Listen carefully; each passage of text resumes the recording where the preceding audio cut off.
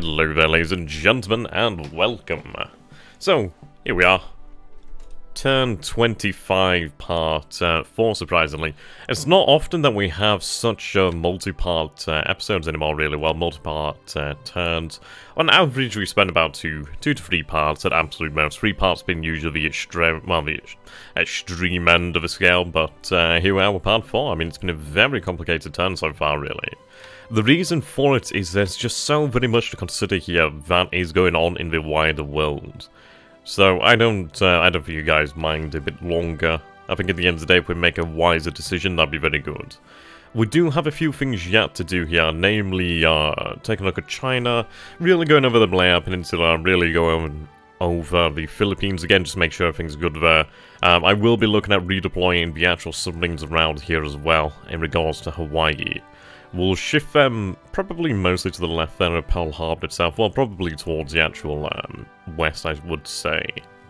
Hello there, Rainbow Slash, how you doing there, my mate? Okay. So we'll clear this patrol zone here. Now, of course, there's always the opportunity that they might seek to leave by another means, so what we'll do then is we'll bear that in mind then, just in case. Set it up like so. Absolute threat priority here. Well, tolerance, I should say. Just go for it, really. If there's something there, we need to try and hit it, to be honest.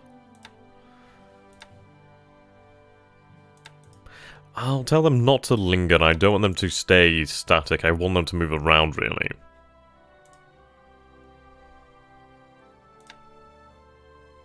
Actually, we'll try and get a little... Well, yeah, we'll get a little bit more movement here.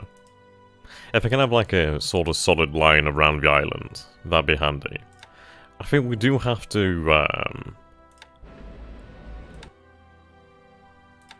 endure here for a while. I mean, there is going to be obviously a lot of damage that's probably going to come our way, as THG isn't going to be lacking then of the ASW assets. Sup there, Keith, how you doing, my dude? So we do need to bear that in mind, but we'll do our best here. Now the question is, well, I don't think I actually have any, aircraft in this area. No, and that is a big issue. Very big issue. I-7 does have an aircraft. She is out on naval search. Okay, what we're going to do with I-7 then? She's going to be needing some refueling relatively soon, to be honest. She's going to need some attention. And what we're going to do then is we're going to have her actually head over in this direction. Well, actually, let's see here. Something of a straight path there towards the north. Well, relatively straight. And what we're going to be doing here then is seeking to try and gather some reconnaissance information. I could run a flight over Pearl Harbor, but I'd imagine it would be more than likely shot down. At least with, I'd imagine, what is it we have here? Is it a Glennaboard? Yeah, okay. So we do have about 4 hexes there, of which we can actually cover, which is nice. At least we do have an opportunity to try and spot with something. It's a shame that we lack so much in terms of actual, detection capability.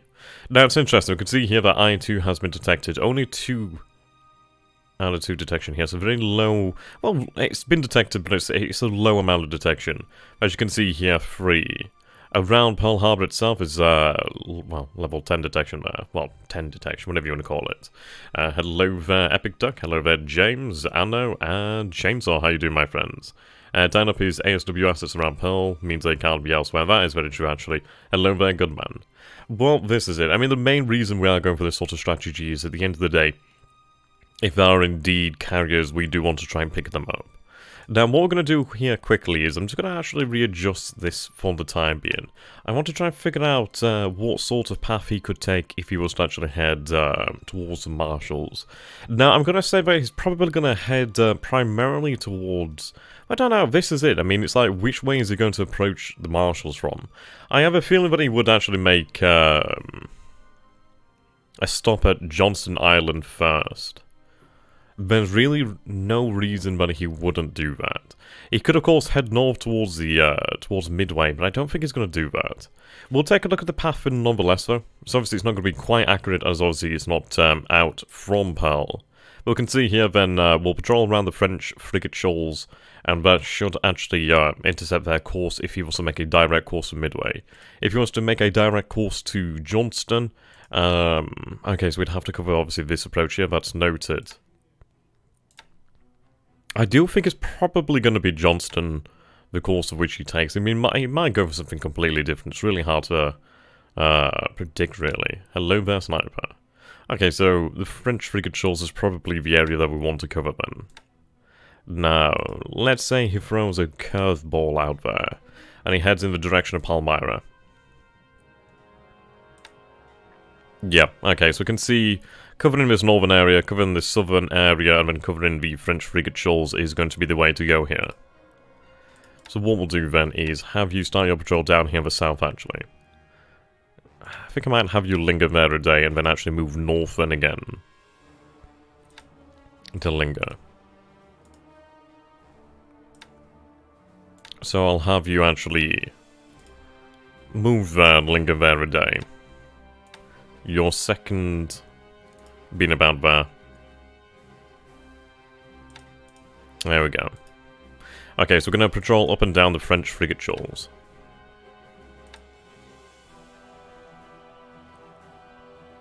I'm going to head north towards Lakeside Island, actually. Actually, linger there a day, then head north.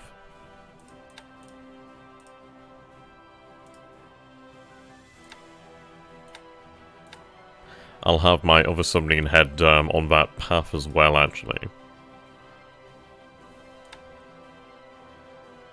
Then head towards Lakeside Island as well. I'm just trying to cover the actual possibilities here that he might go elsewhere. I think with this submarine over here, so with I-2, now I-2 does have some good endurance on her. We'll have her head around to Johnston. The reason for that is we know there's a lot of activity around Johnston, so I'd like to actually see if we can pick up any further information there. And if he does head towards Johnston, I'd like to be prepared. I do have a feeling that he probably will head towards Johnston first, due to the fact that, well, it would make the most sense. Now, I don't really have much as I would like in terms of actual submarine activity here, but we do have a second submarine that I can actually divert. So, do we have them patrol a little bit further to the north? Maybe. It might be worth it to go further to the north, and then perhaps back down. So I'll have them patrol there first and foremost. I just want to try and cover this area here, try to make it difficult for him to actually leave the area. Now, what I might do actually with this submarine over here, considering, I mean, we are low on fuel, but I would like to actually cover this island here, Molokai. At the end of the day, that looks to be the path of which his carriers would have to move through. So at least we do have a fairly... I don't know, it should be okay. It should be workable. Now, we do have the AMCs over there. They're going to have to make their way around here. I may tell them to head instead to Wake as... I don't know. I don't think he will go for Wake Island, but we'll have to see, really. I'm considering actually deploying a squadron of bombers here, actually, just for the fact that it might be worth it for the search capabilities as well as the actual ASW capabilities that they could actually bring to the area. As we don't have to throw them at the enemy carriers if they actually do approach us, but it would be quite nice actually to try and rid the actual waters around the marshals of submarine activity. And as well, it wouldn't be a bad idea to actually have further information of what's going on up here in the north. I mean, we do have 3 patrol aircraft, but I think only 2 of them are actually active. One of them's undergoing repairs, so I think what I'm going to do here is actually base a G3M2 squadron, perhaps. Now, I do have a G3 and G4 squadron over here. The G4 squadron, indeed. 2 G4 squadrons over here. It might be worth my time to actually take the G4 squadron from perhaps over here at the Val d'Orbe. So possibly the Kanoya KUK 1 detachment. Possibly. Then I mean, we do have to bear in mind that we're not going to have a huge amount of aviation support over there, so I don't want to be sending, like, too many aircraft initially. I think 17 isn't too bad. I mean, 4 of them are in for maintenance and will be ready the next day. So they can be sent over then afterwards. And of course, there's always the option that I hold my nerve and we don't send any additional aircraft, but it's hard to say, really.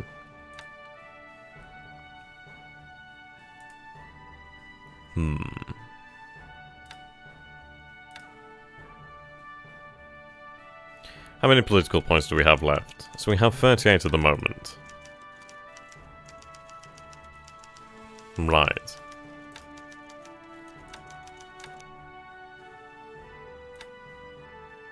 Okay, so these are all coastal defense fortresses, okay.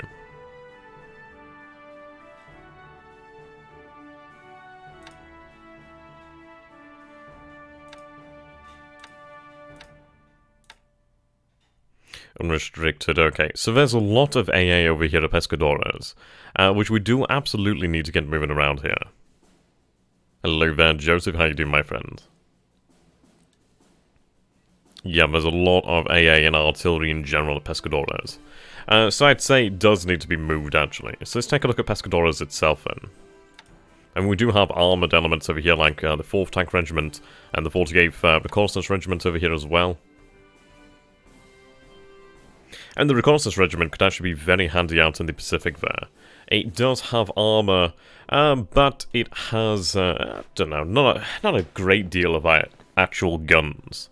But with it having the motorized and cavalry, which is quite good, as well as the HMGs, at least it does have a more versatile application. I mean, obviously it would be nice, but I do like it to have like a decent amount of infantry support. I mean, the actual 4th Tank Regiment over here, they do have like quite a lot of light tanks over here. But, I mean, they don't really have much in the way of infantry, so they're not really capable of being out on their own for the most part, are they?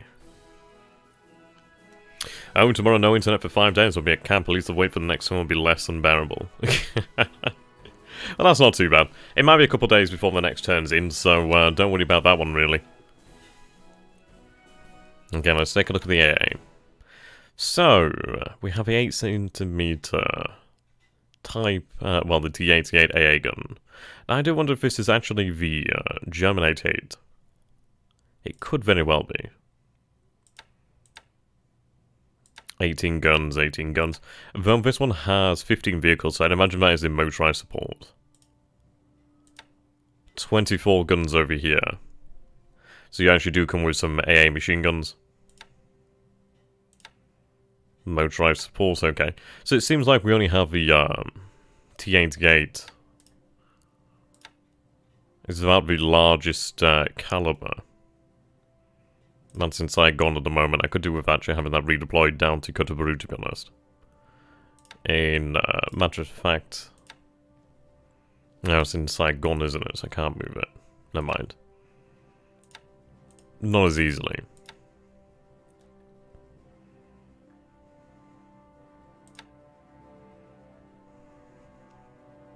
Fair amount of AA at Samar as well. Kagoshima. Okay, these units actually are able to be moved. Okay, that's really good to know. Right, so that is a regiment of AA. So that is 24 guns, 12 vehicles. So we do have 16 88s, we do have 8 13.2mm Type 93 AA machine guns, and we also do have searchlights, sound detectors, motorized support and support itself, so that's actually quite good there. Now, I'd actually like to have that deployed into the Pacific, actually. Let's see. Also, Kagoshima, we do have the 44 Field AA Battalion. 18 guns, 24 guns again. Okay, now these are quite good. Okay, so in that area, we do have quite a lot of guns I'd like to actually bring it to bear. They're not doing me any good over at Kagoshima, are they? So I do need to have them moved. Now, Kagoshima and I do have an APD. Now, of course, we do have the Minakaze APD class, which is going to be ready relatively soon, actually. I think in the next couple of days, we'll actually be able to make use of them, which is actually rather exciting. It might be... You Yes, it might be that we actually wait until they're ready and then have the AA deployed via these APDs, the Minikaze APDs. It would obviously be quite a quick way to deploy them, but probably not the most efficient considering the fact that they don't have a huge amount of capacity and it's a lot of fuel to spend for destroyers, and obviously then they'd need to be refueled themselves. So let's actually take a look at what is under repair here. So Okikaze, yep. So we're looking at about a week then. So in a week's time, we'll actually have all the Minikaze APDs ready for action. And those 88mm are really good. Some naval guns are used for the Navy ships. Okay, that's fantastic, actually. Oh, same naval guns. Okay. Yep, 7 days. She'd have troop capacity of 250. She'd have cargo capacity of 150. But that troop capacity then of 250 is actually rather impressive. I mean, that's pretty much the same as a... it's like the Kotori and the Kashima, the light cruisers that we've been using. I think they're about 250 or 275, so that's actually rather impressive. And to say that it comes in a faster package with more maneuverability, much better AA, at least some anti-submarine warfare capabilities. I mean, obviously the range is something that really does lack there, but we could always make up for that one. The crew's obviously quite good too. But yeah, fairly well armed and protected. Very handy. It's just the endurance that's going to be a issue, really. But then again, it's always an endurance issue with all destroyers, isn't it?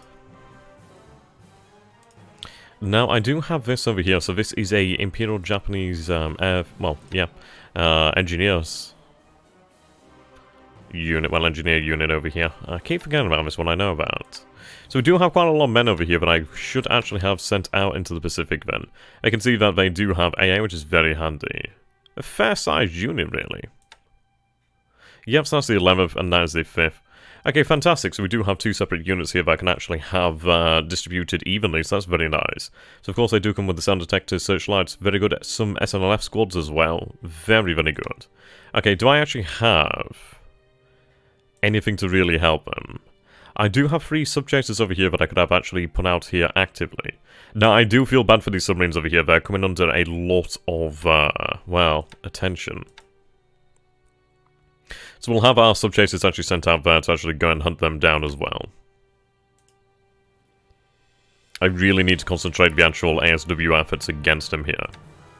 At the end of the day, if I can do that, I'll actually be in for a good chance of scoring hits on him. We have just recently redeployed 15 G4M1s. We do have a couple more over there. They will be sent via the rail lines once I'm ready to move. Hello there, Olaf. How you doing, my friend? Now, do I have anything as a escort? That's the question. No.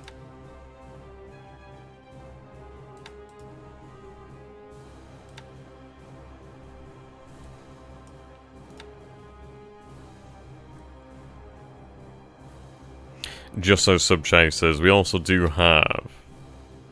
I think this is a coastal... Yeah, coastal mine layer.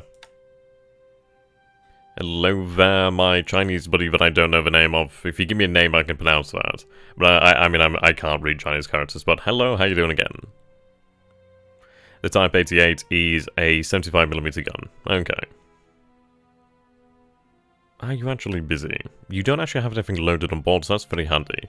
We'll have you brought into the actual force then. Now we're looking at 17 knots here then. Do I have anything of comparable speed to these troop transports? No, actually. 15 knots would be the next best.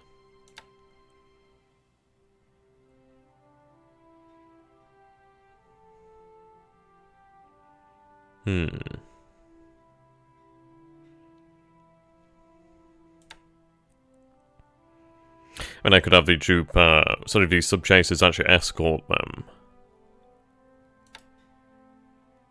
Lie. I can go with lie.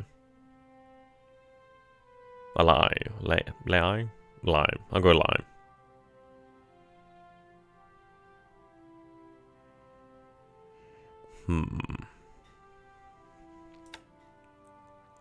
In fact, what I'm going to do here then is actually take the 3 sub-chasers, so CH-26, 7, and 19 will accompany these 3 troop transports over here. I'm going to have them head over to Kagoshima. So, our 3rd troop transport can actually pick up the actual AA forces, well, the AA regiment, and ideally the battalion or whatever it is, as well. So it would be very handy. And then the day I can have that then sent out into the Pacific. I mean, I could probably do with having it maybe sent to the Marshals, or probably somewhere on the front lines. Obviously, we're going to have it deployed where we're going to expect a lot of danger, really. It could be very handy down at New Maya, should obviously we capture it. But I would like to actually solidify my control over the rear echelons, so obviously like our rear bases, or the ones that are the logistical hubs, like such as KYJ and Truck. I mean, KYJ it's not the greatest base, to be honest. It's more so one of convenience than anything. Roing Namar is actually quite a nice island as well. It's good, don't get me wrong, it's good, but it's no Truck. It really isn't a truck. Still comes in handy. Right, 1st Malta Regiment. Yokosuka Replacement Artillery Regiment. Or Replacement Artillery Regiment. Okay, these troops are still strategic. Might as well have them placed in... well, I suppose rest mode. Have them actually able to rest. Let's take a look here then.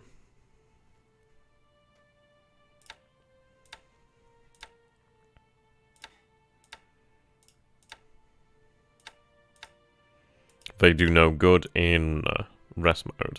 Well, engineers don't. Obviously, they need to be in combat mode to actually be active. Infantry groups.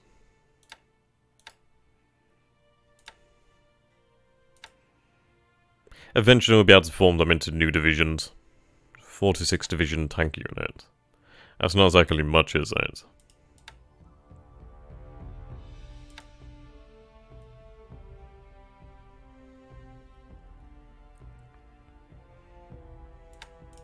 How goes the expansion of the port of Busan? Okay, so it's not far from being a size 7 port there, which is very impressive.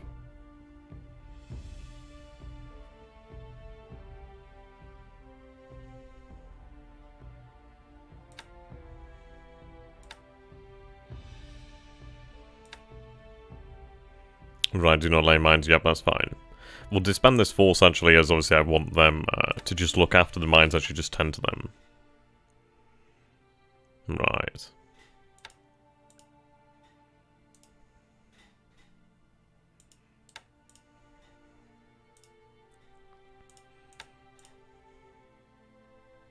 What do I have at Shanghai then in terms of aviation support? 56, we can't really support too much there.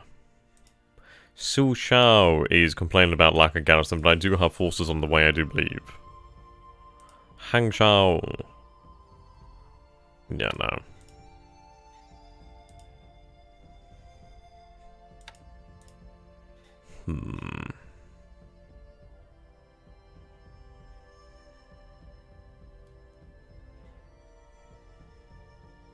What are we doing for aircraft and China troops too? Well, we're going to be going over that one shortly. What I'd like to do is actually have this annoyance actually transferred down to Shanghai. Due to the fact that, granted they don't exactly have much in the way of range, it's very, very short ranged. It would be nice to actually have maybe press into an ASW role. But thinking upon that, there's not really much in the way of actual point to that. I mean, it'd be something that we'd really have to think about, considering the actual real lack of range. It's like 5 hexes at maximum. It's like in reality, it would be closer to like two hexes that we'd actually see in ASW. So if we do see activity around Shanghai, we can do that. But for the time being, we'll leave them to continue to train. Now, Xinjiang will be able to defeat the Chinese forces there. No issues, obviously they're in shock. I could do with having some supplies sent over here to Xinjiang then to actually aid them. Now, I do believe I do have some supply transports over here. Right, well, these guys, what's their range? 8. That's slightly better.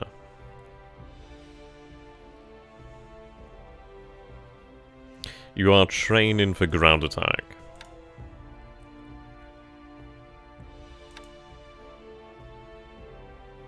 Can't put any more pilots in there. Well, yeah, we'll leave them to train. At the end of the day, I do need more pilots, don't I, at the moment? Right, reconnaissance over here. Could do with having them transferred. I could have them actually used down here in Korea, to be honest, obviously to cover this area. Though I can actually split up the group and have them run reconnaissance over this area in general of the Yellow Sea. Wouldn't be a bad idea.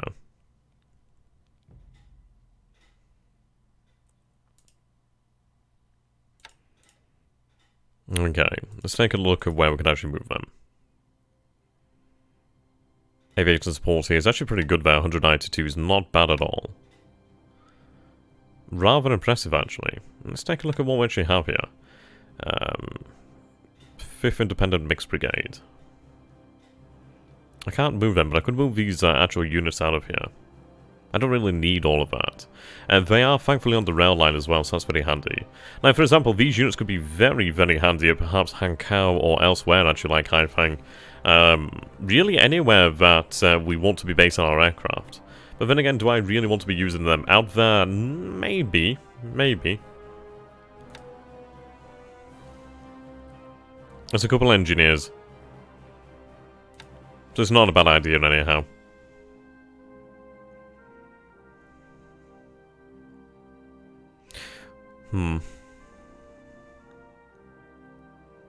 We'll consider where we should move them in the future, actually. But then again, I could actually have them move down into Korea, perhaps, obviously, to run additional... Yeah, like, for example, over here at Kijo, we don't have any aviation support.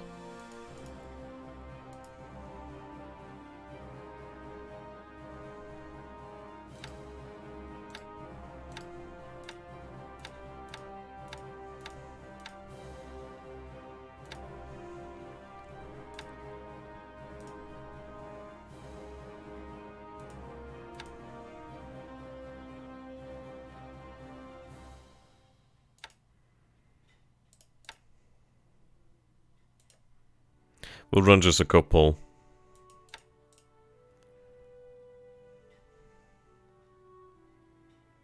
I wouldn't mind actually having this island built up to a degree. There's not an airfield here, but it could be quite nice actually to run out from here. But then again, is there much point doing that, considering the fact that we obviously do have Korea right there, and Kyushu just a little bit further to the south? Doesn't seem like particularly necessary.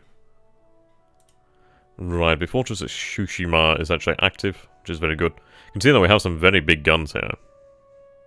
Yeah, those are big, big guns.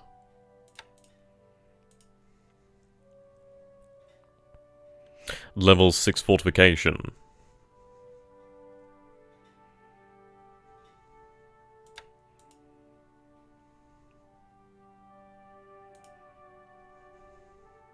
Shame that base isn't connected.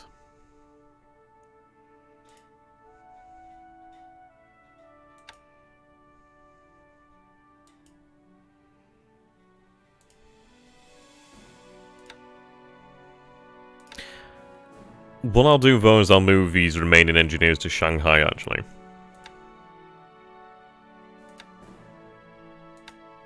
Have them move down here to Shanghai, but at least I can actually use them to boost the amount of aviation support there. So what we'll do here then is we'll break this unit up. Oh, I actually can't, that's a bloody shame.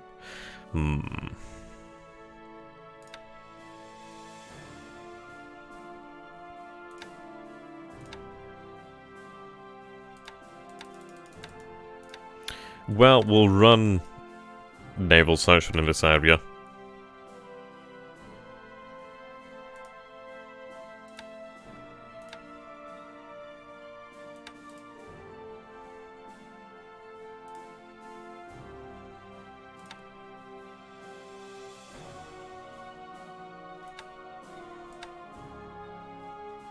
Yeah, I'm running quite low on some of these aircraft actually.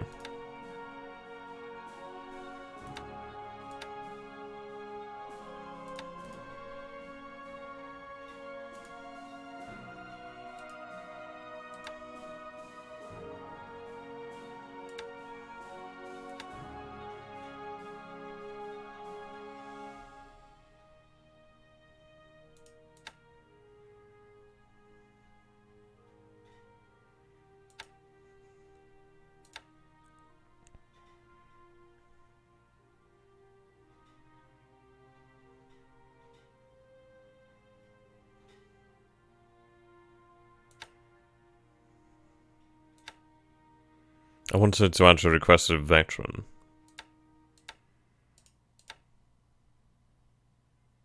I don't think it'll allow me to do that.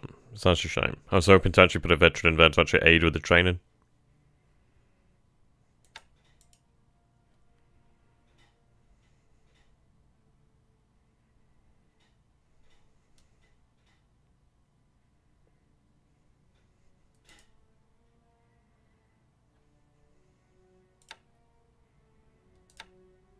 Add in the second escort there.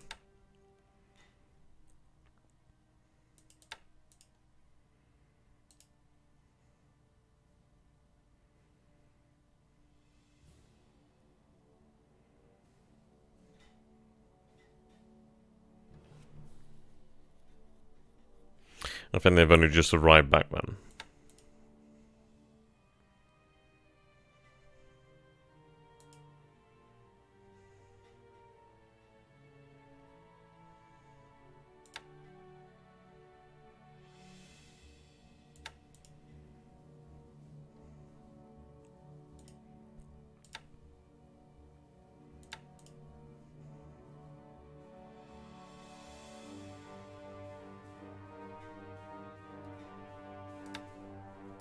Okay. Now we did retake this base over here to the north end, which is quite good, with the cavalry brigades. So that's good then, at least we have that back under our control. It would be nice to actually send some reinforcements then to have it made ready. Now, I do have the 21st Air, which is actually going to be transferred to Kaifeng. I do have a 6th Mongol cavalry over here, not Mongol cavalry actually, sorry, the independent, the 11th, okay. We'll have the 11th then sent over here to the north to actually hold Kwaisu, how the hell you pronounce it. We'll have that sent over there to the north, and so that'll be about 2,000 men. Well, about just shy of 4,000 men in total, but really about 2,000 frontline troops, 26 guns, which is not bad at all.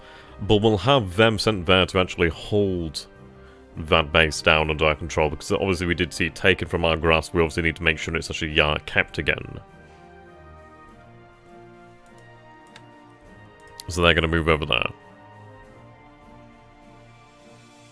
There's nothing really of much value here, but at the end of the day, I'm not going to allow DHG to actually control that. It would be nice to actually potentially launch an attack towards Yan'an in the future. We'd obviously have to run reconnaissance over that way, but it then could potentially lead up to a attack on Xi'an.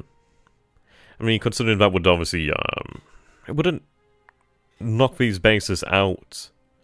But you can just see, just look how far these bases go on. That is like so very distant. Yeah, Tarim Basin. Very distant.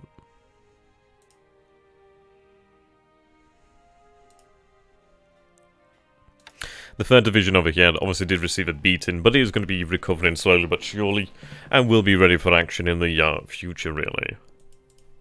In the meantime, while it does rest, I can actually just use it as something of a large garrison, really. Yeah, you can see it took a rather large beating there.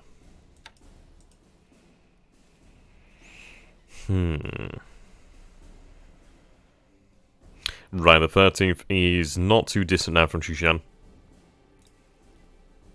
Yeah, not far. They might even make it in a day. But I'm going to say about 2 days and before they arrive at Xushan. So what we'll do then is actually arrive in Xushan and just begin to just fortify it, really. There's not much there. I mean, I suppose there's some resources, but obviously that's been really heavily damaged. 39th and 16th Division about 2 days out there from Wenchao. Our men over here did receive a beating, so what we're going to do here then is actually have just rest for the time being. Drive down the disruption and fatigue. Have you already restarted armaments production? Yes, armaments production has been restarted. As you can see here, now producing guns once again. Now, it was quite surprising to see Wuchao actually fall, which is very good, actually. We'll have the 1st Independent Infantry Group. They could probably stay behind to actually hold it down and allow us to move on. Yeah, I mean, that's more than enough of a garrison with that independent unit. But I'd like to have the option. We are moving north up towards the river there, just south of Nanning actually, just to hold that down and make it difficult for him to actually come back across the river. I'm very happy that he's actually moved there, because in reality he's actually allowed us to move down there now. So I might be even able to send something down to Parkoy in the future, which would be very nice.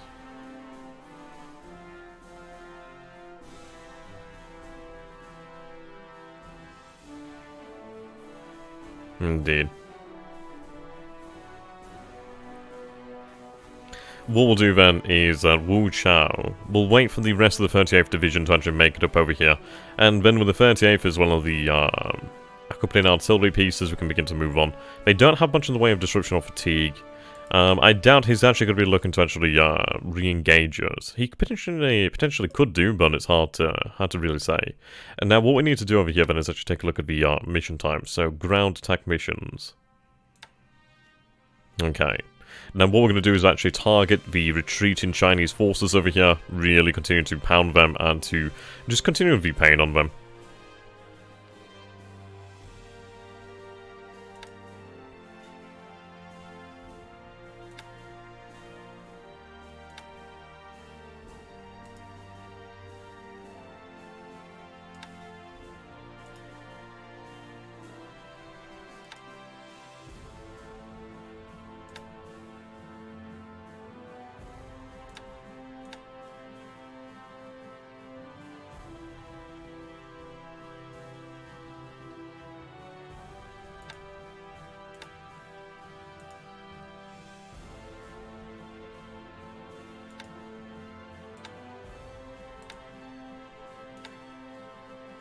Supply Wu Chao. Then again, I don't really have much over here at Canton, do I? But we can resupply Canton from Summer.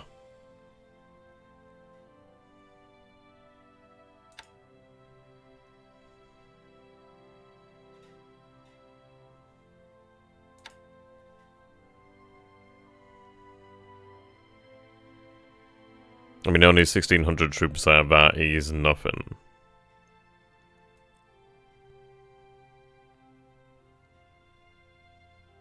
I'll run the reconnaissance over that hex then to actually enable our units to be more effective. Okay, continue to the Cocon.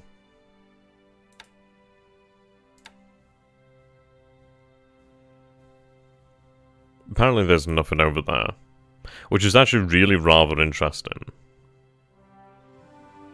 Because if there isn't, I might be able to use a unit of armor to potentially move up here quite rapidly.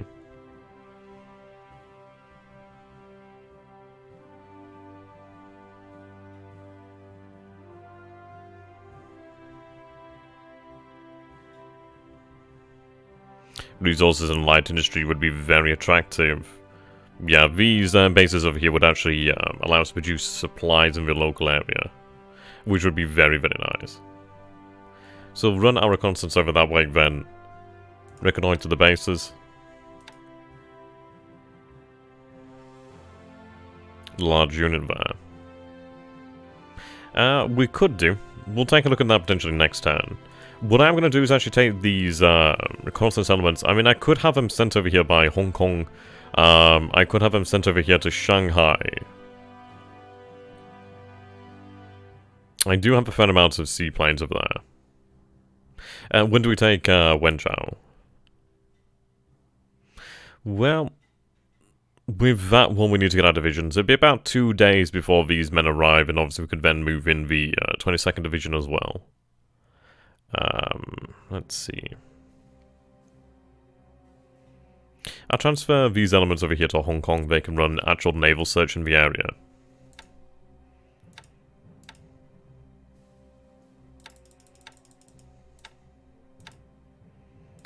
I'd like to make sure there's no submarines there.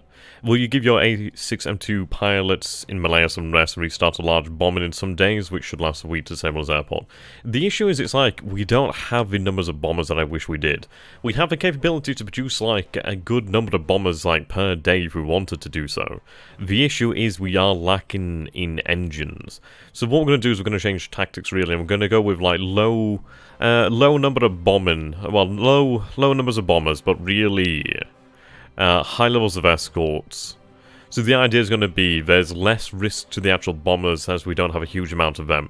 But in reality, we'll be able to punish his aircraft on the actual airfield should they remain in place.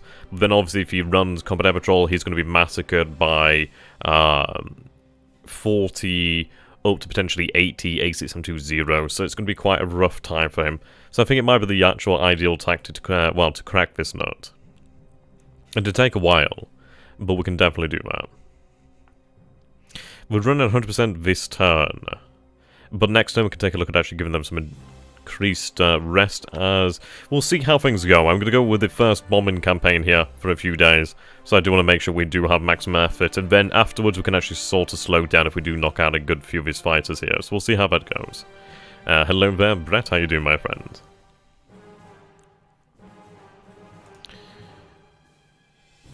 Now we are moving here. It's just going to take a couple days. I mean, the issue is the actual bloody terrain works against us. But there's not much I can do about that, other than just have to deal with it, really. Okay, so our fast transport mission actually has arrived here. How long will it take to replace your bombers after they hook up? Well, this is it. It's like, in reality, I could replace them in about, I'd say about 2-3 months, really. Like, the numbers, definitely. The issue is it might take longer due to the actual number of engines that we need to produce, so I'm going to say something like a month or 2 months, really, to replace those losses for the most part. Which is a shame, really, but we'll be able to punish him elsewhere for that. Well, I mean, this is it. It's one of these things that shouldn't have happened, really, as it was a genuine mistake, but then again, have to learn from that, really. I'm sure THG will make mistakes as well.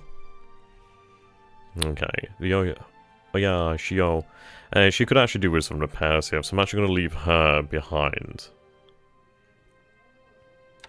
I'm just going to be a challenge to take the Dutch East Indies, of course. Not as great as it would obviously seem, really. We do have things in play, and the Dutch East Indies campaign will obviously continue and increase in intensity, really, as we score successes elsewhere, really. And the Philippine campaign, once that one is over, that will free up a great number of troops, actually, which would be quite handy. Now, we do have divisions massing for an attack on Clark. We do have one division at Clark already, which I do fear for. I think they're going to get probably quite battered. But I think if THG does batter that division there at Clark, it will put him in a ultimately worse situation, as he will then have to deal with 2 fresh divisions. And eventually a weakened third can come back in. I mean, it's one of these things. I suppose we have to be there in place, actually try to prevent the retreat of any further forces, or to try and just, yeah, we'll have to see really what we can do. Can you increase the engine production? Yeah, we are increasing engine production, but obviously that does take some time. Okay, fast transport here. So what I'm going to tell them to do then is actually load some supplies, I'd say.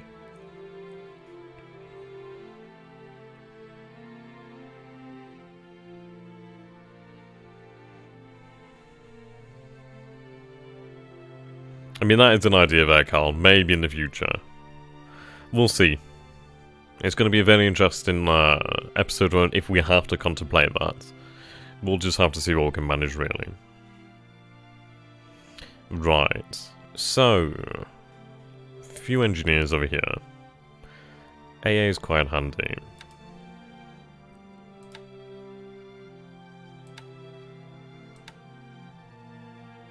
You do actually have some support here, which is quite nice.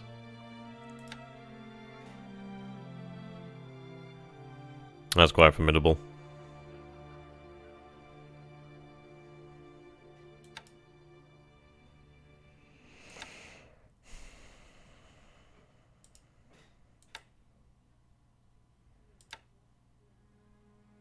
And there's a lot of cargo, though.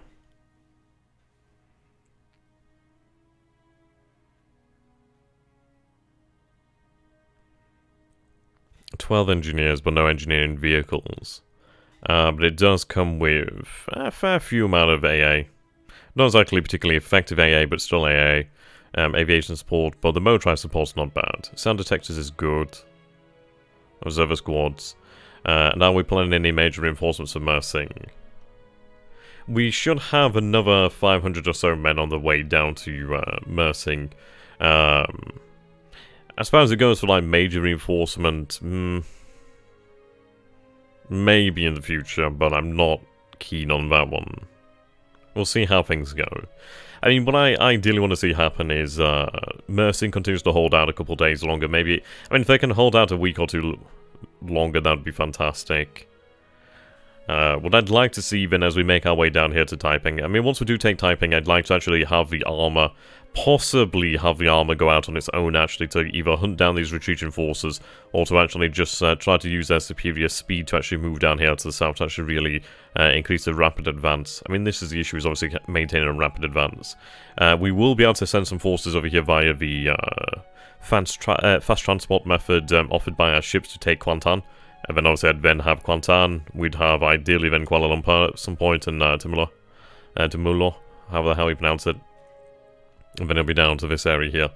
I mean, he has a few troops over here. 5,980. A few troops over here, but he's sent a major force over here. But the thing is, it doesn't have a huge amount of guns nor vehicles. So it's a lot of men, but not much of what it actually needs. Lots of guns there. But it is interesting it's having to divide his forces here to a degree, which is quite good. Okay. Now I'm just going to consider here, what could we actually take in terms of capacity then, with this setup here. So, I could handle 1,700 troops, but only 675 cargo capacity. So obviously they can carry men, but they can't really carry much in the way of actual cargo. Which is interesting. You can actually carry quite a few men, can't you? These patrol boats can carry about 1,000, which is actually rather impressive.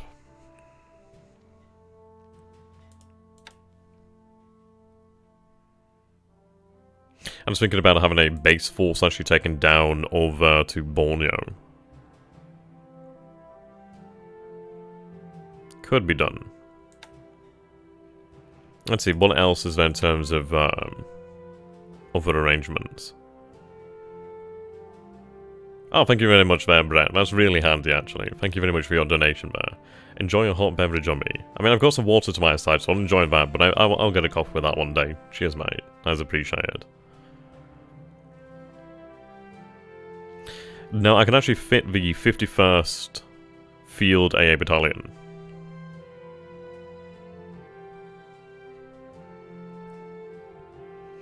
See, if I had 4 patrol boats, obviously I could take that, but the things with the patrol boats, they're not very fast, are they? So I'd be throwing away my major advantage, which is obviously the speed there with the fast transport. I mean, mainly what I want to do with these fast transports is obviously bring some additional engineers, and mainly supply for the most part. That's what we're going to be looking to use there. So what we'll do here then is I could bring quite a few engineers if I wanted to. I mean, that unit's not too bad, actually. I mean, that's a fair-sized unit there. Considering a decent amount of AA. I mean, it's not exactly great AA, but at least it's something. Fair amount of support, engineers is not bad, searchlights not bad, SLF squad's not bad. It's obviously the support that they bring there. So I'll load that on board then. Now, I do have room for some additional engineers if I so wish. Yeah, in terms of actual troops, the unit is larger than the first base force over here, but obviously the base force has more, far more in the way of actual bloody cargo. Well, just equipment. So it does make me wonder, what could we actually bring over here with us? So the heavy cruiser Maya is in repairs here at the moment. Oh, the Thai food last time was fantastic, actually. Really, really, really good. Yeah, I know, don't worry, dude. Oh, we're not going to be going to Mersing, don't worry about that. We're not going to Mersing. Hmm.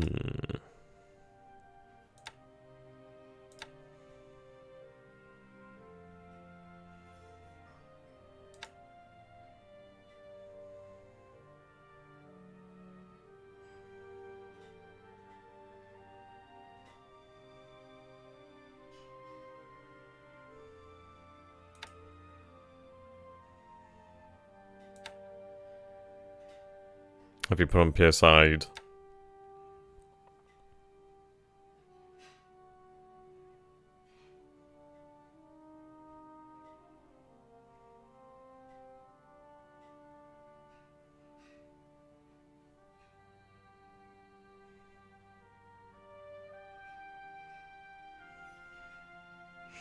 Okay, doesn't seem like she can be repaired here.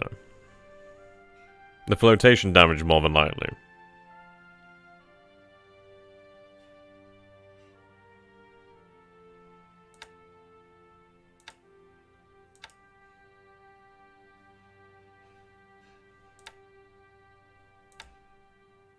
By repair ship, she can be repaired.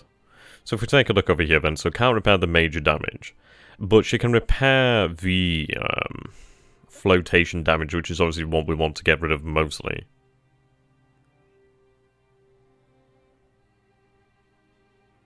Yeah, I know. Okay, so we'll have her continue to be repaired by the repair ship mode. Well, by the repair ship. We'll have to move them out. Have to move her somewhere.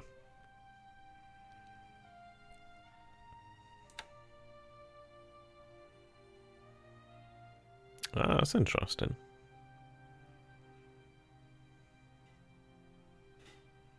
Right, 18 knots. And that's a lot of cargo capacity there.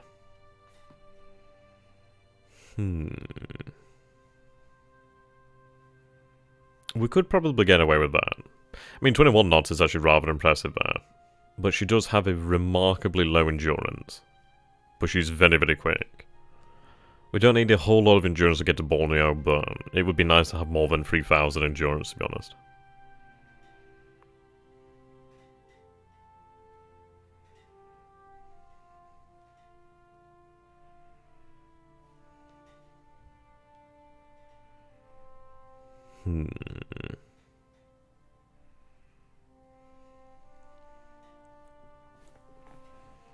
Yep, she has some very impressive endurance. I mean, it's a use in S that's been converted to carry troops, really.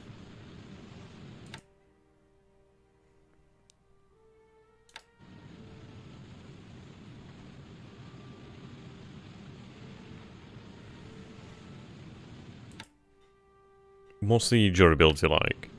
21 durability. 21 durability. Maneuver 24.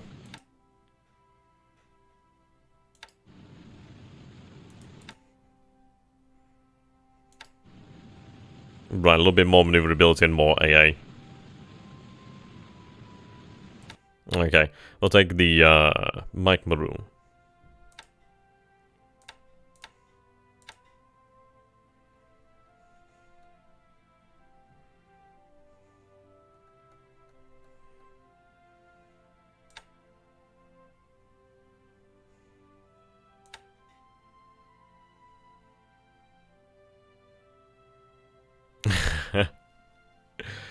Well, the thing is, Carl, they'd be attacked. It'd be way too risky.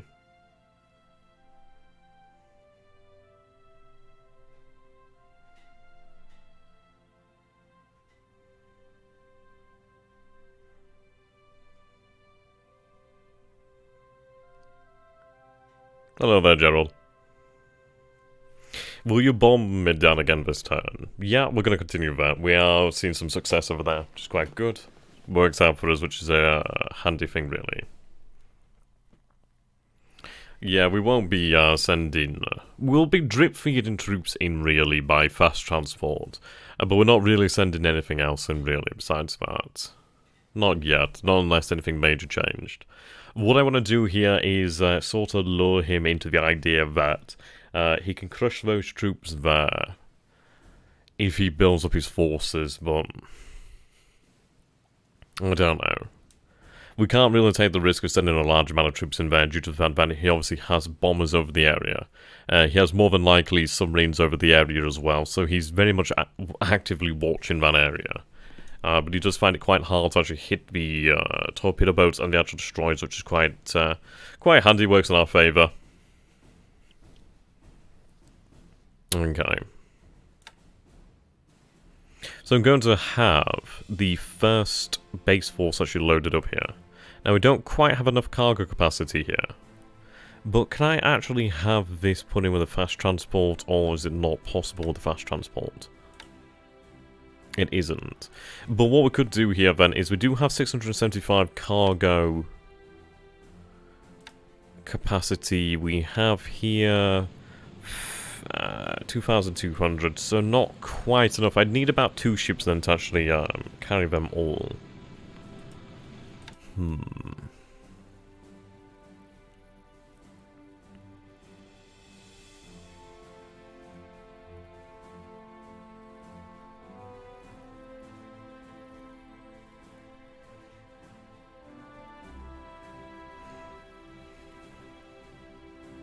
In which case, I'm not going to do it.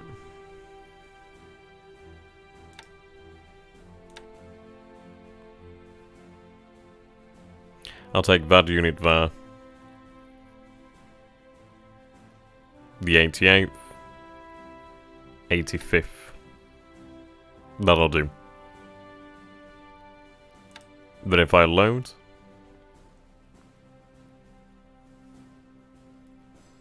In fact, what we'll do here then is I'm not going to load the 85th, I'm going to load these units here. Right. Right, verify the load. Accept. There we go. So they're going to load troops, and they're going to load a small amount of supply, ideally as well. What we want here is the actual speed. Now, what I'd like to have them do is head down to one of the bases down here, more than likely. Or potentially one that we do capture. As what I'd like to do is actually capture a base and move it in, and then start running A6M2s from it, really. Try to control the skies of certain Dutch bases, really. And of course the British. I'm looking towards actually moving into the Celibate Sea, so I'm really trying to like make moves there to make that easier on us.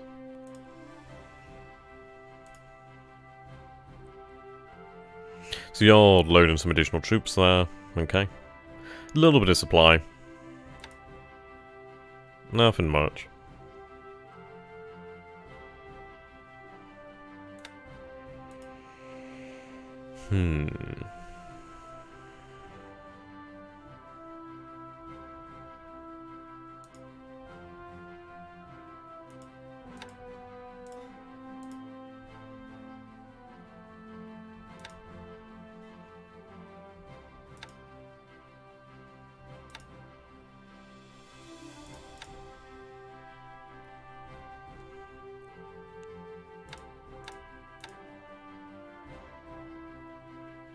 All of our G-Freaks are in the Pacific at the moment. We only have 2 squadrons of naval bombers in Indochina at the moment, and they're watching out towards the Indian Ocean, really.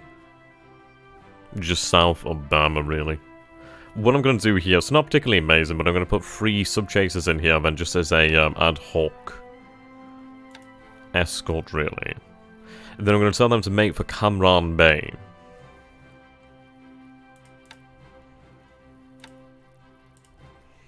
Now, it's not an amazing escort, but we can obviously refuel the patrol boats, while the sub-chase is actually from the actual cargo ships as we go.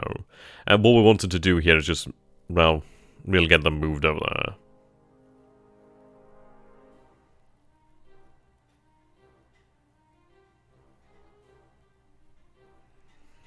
Yeah, they would be the paratroopers. I'd like to have them used in the Dutch East Indies. I mean, we might even have them sent to potentially, like, Borneo, really. I mean, yeah, if they're sent to Borneo, maybe, but I'm going to say probably Indochina for the time being. Now, I should be unloading. Well, they're actually not there yet, but they'll be there in about 2 days, really.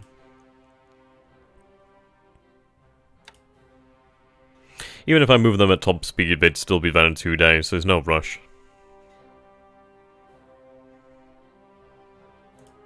Though, might be more than that, actually.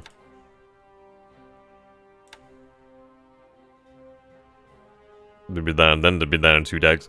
It might be 3 days before they arrive, but no, we'll not go crazy. There's no point going full speed and subjecting them to harsh conditions, really.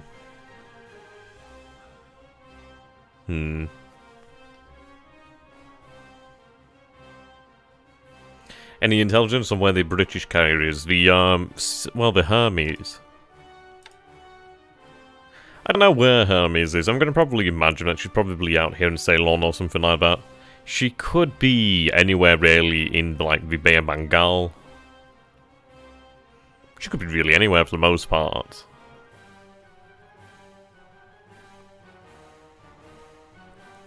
Hard to say on that one, really.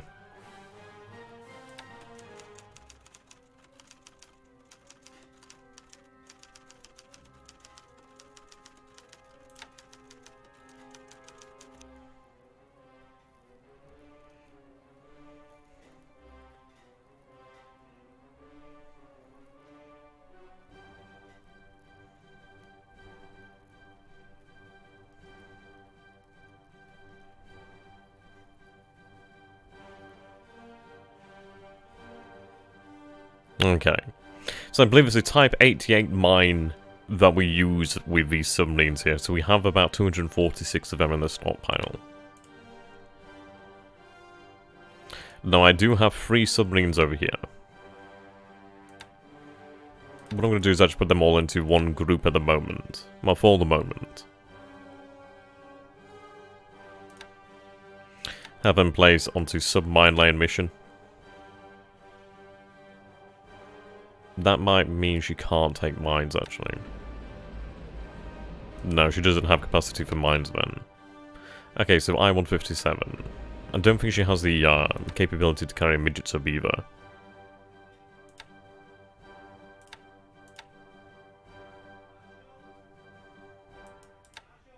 I think she makes less speed than that, actually.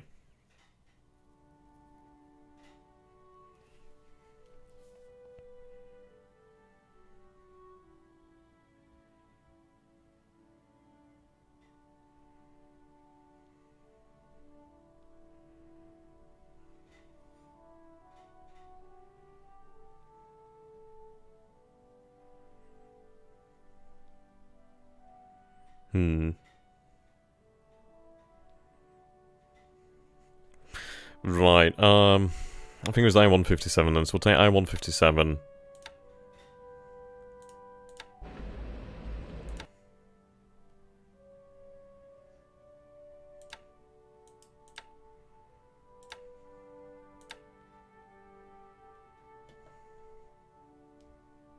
Okay. So we'll have I-157 probably sent down here to Palmbang. Maybe to that area. We do want to watch more closely the Java Sea. But it might be that we need to take a look down at the Macassar Strait.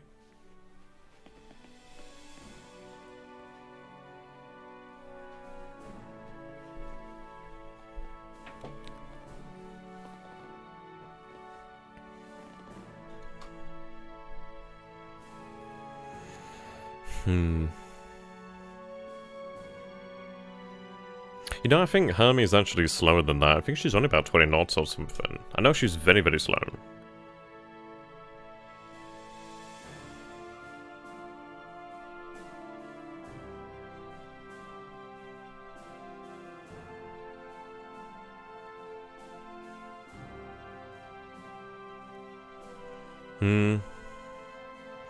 Yeah, I'm gonna favour having another submarine sent down here towards either Batavia or to the other Dutch base over here on Java. We'll have her start making her way down to Batavia. Batavia, how the hell you like to say it, really.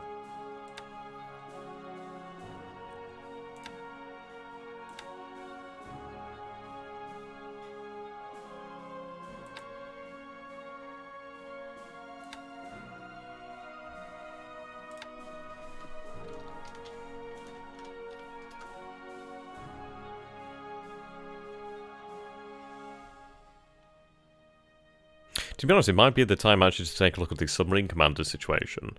Because this is a unique time, obviously, for us actually to take a look at that. We can't actually replace, well, captains out at sea, can we? Let's take a look then.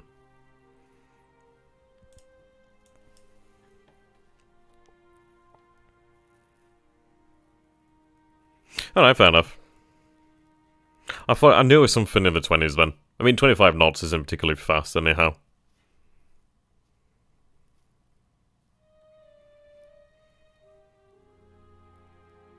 Right, aggression.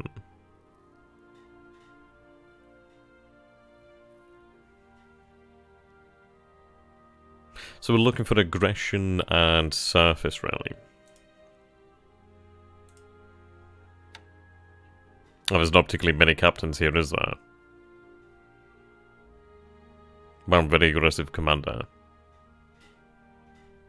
He's actually one of the best commanders, actually. I take that back, he's actually pretty damn good. Yeah, okay, yeah, he's actually our most aggressive commander as well. Well, our most aggressive captain. So, yep, I-157 should continue on her way. Take a look at the captains over here, then. She, of course, needs rearming.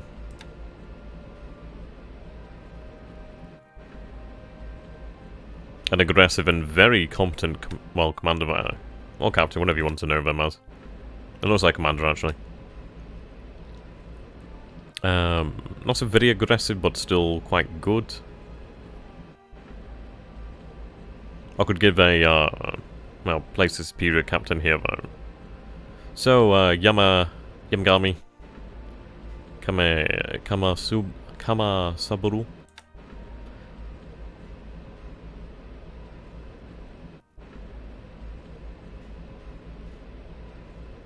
Kamasaburu Yamagami? Place him in command. So we do need to rearm here.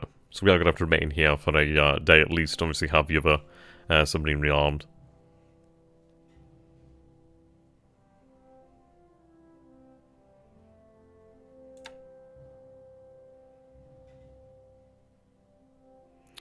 Okay.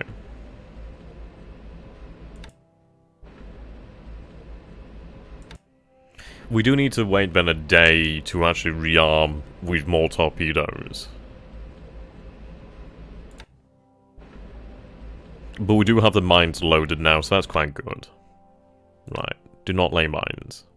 So what we'll do then is wait until the 2nd of January, they'll be fully rearmed ideally. And from there, I mean, let's take a look at the actual oceans here.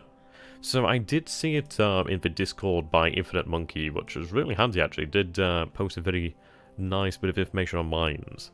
So, a mine laying task force lays a single minefield in the destination hex, okay. Minefields decay without a minefield tender. Deep water ocean hex minefields decay at 33% per day, shallow water decays at 5% per day. Friendly base of the size 1 ports decay at 1%. Land minefields decays a huge waste, okay. So, what we want to do then really is, it might be worth our time, potentially more so.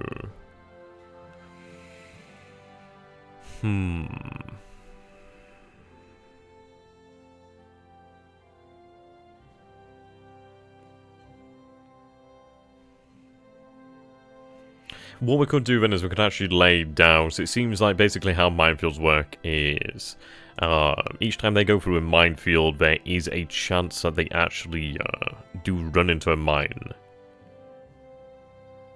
So I think what we want to do is actually probably spread out the mines to a degree. So then, Rainbow Slash, how you do, my dude? We've just been going over our moves in China, really reorganising to an extent. We are sending now forces from Indochina down here, quite a few engineers down to Borneo for the most part, and some additional supplies. And what we're looking at here really is where to send submarines here with the Type 88 mines. Now we do have shallow ocean here. This is actually fantastic. It might be around here in Merrick that we actually mine. There's a mix of deep ocean here and shallow ocean. Now, I'm not allowed to go up here into the Straits of Malacca until Singapore's actually been taken. I can't do that as a house rule. I think this area could be very effectively mined. So, yeah. About 5% per day then is what we'd be looking at in terms of a decay rate. Now if I was actually to take the base then at Medic, I'd be able to actually fairly nicely maintain them. So that's something to bear in the future, but I think mine in this area could be a very good idea. So in the future we'll go down here and mine, probably at Medic, and we could even like mine, I mean this is all shallow ocean, which is actually fantastic for mining. I could always like mine the port of Batavia.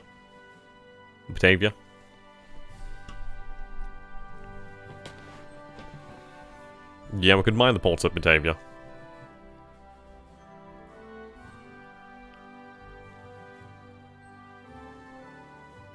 The issue is if I do mine here, I'd obviously have to bear in mind that I'm probably going to be landing at Osthaven in the future.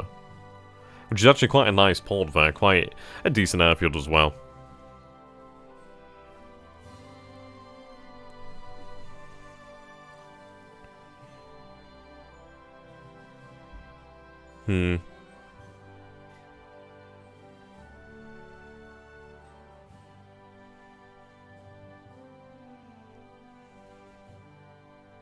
So yeah, we'll probably go ahead and just mine Batavia.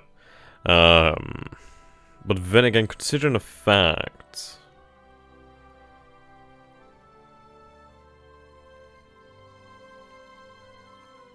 Oil and refinery here, okay. We'd probably be better off mining the port at Sodabaja. Sodabaja? I don't know how you pronounce it, but yeah, we're probably much better off mining here, considering the fact that it's a repair shipyard, it has oil and refineries, so he will be heading here. It's a very large port as well, so we do want to head down to that area then. I think what we'll do here then is actually take this submarine here. Just patrol here.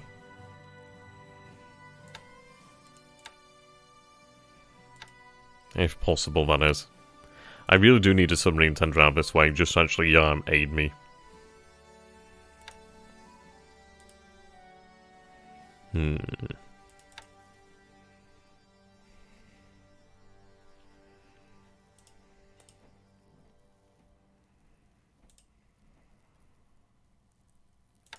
I'd say for the most part, he's probably going to be taking fuel and oil away from these frontline bases for the most part.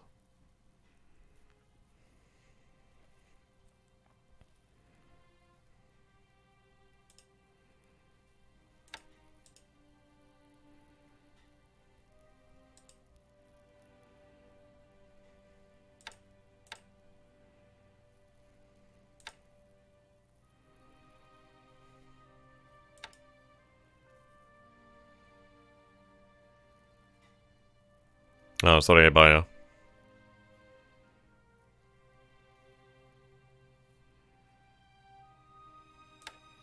You need to move north. I will take this unit of SLF actually in the future. I think they should actually make it next turn, so I'm going to have them put on combat. And what I'd like to do is actually take them and have them sent onto the island Samar. Or, well, Samar and Leyte. Take control of there, or even have them moved over to Cebu. The other islands that are worthwhile there.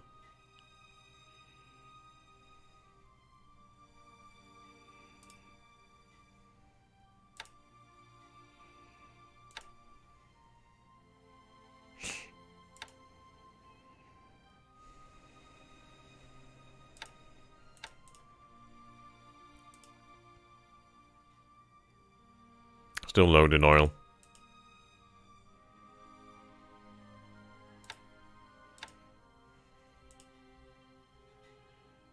See, I'm expanding the port here at Saigon, which is very good. I mean, possibly in the future we could think about actually increasing the size of the shipyard there. But for the time being, that's fine.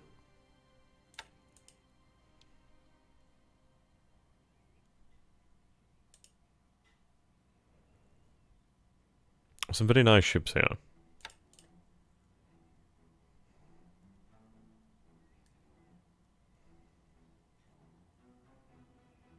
Couple midget submarines.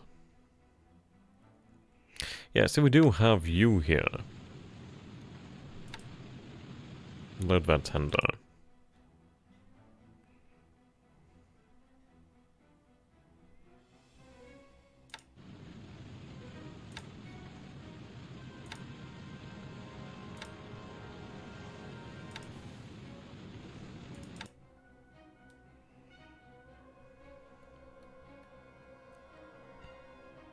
A lot of supply still on board some of these ships here. That will come in come in handy in the future, actually. Return those midget submarines to the actual pool.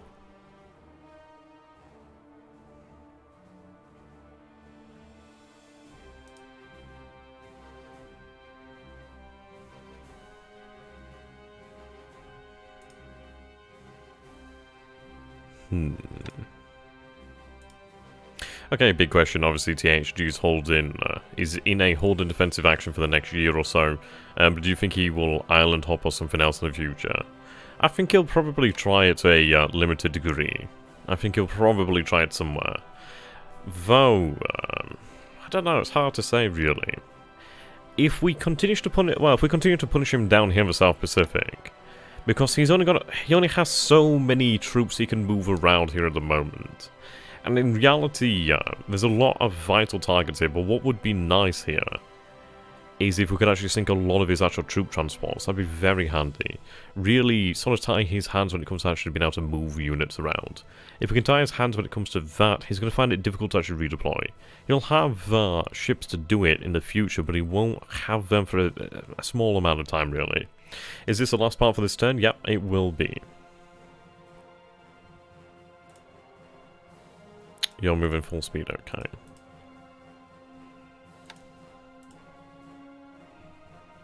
Plenty of shit in here. Just have to hope for the best if I can actually catch it off guard, really. Now, I was considering actually, let's see. I do have the heavy cruiser Chicuba. I may transfer the Tone heavy cruiser in here as well. The reason for that is just to bring up the amount of AA a little bit further. Then also to have an additional surface ship to actually aid in protection. I could put Haguro in here, but she's not actually quick enough to keep up. So I'm going to throw the Tone class heavy cruiser in here as well. I don't think it's a bad idea, considering the fact that it does give us an additional few float planes as well.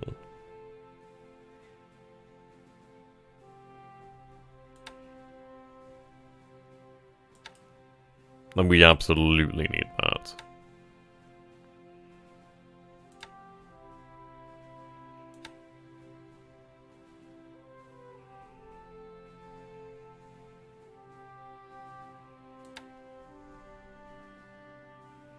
What I'm going to do here then.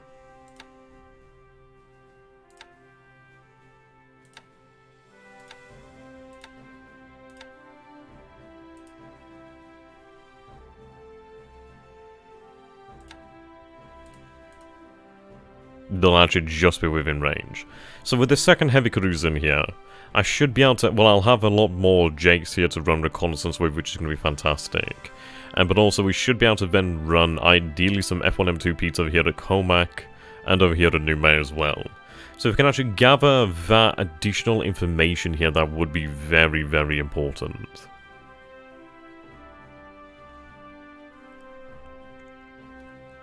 So we don't know what could be potentially over here in the Coral Sea, it's hard to say.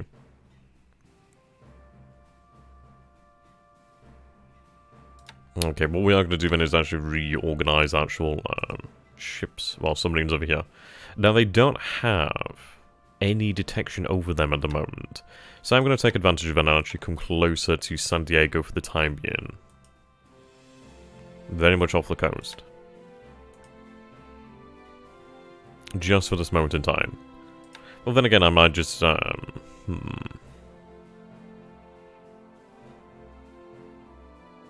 We'll attempt it just for the small time frame here, really. The reason for that is he's actually moving a lot here. He may move something out. Okay, so I-16 has been detected. So what we are going to do here then is actually pull further out.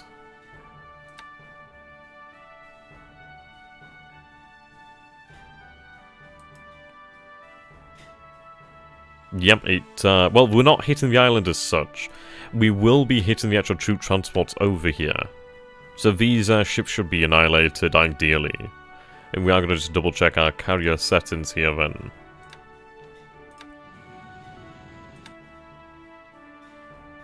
Yep, 10,000 feet naval attack, 7 hexes of range. In reality, they'll be attacking out to 6 hexes with the 250 kilogram bombs. But, well, beyond that, they'll only be carrying 120 kilograms of bombs. But that's fine. What I will do is, let's see. I might send some search out there, really. I'll place 10% of the actual torpedo bombers on search.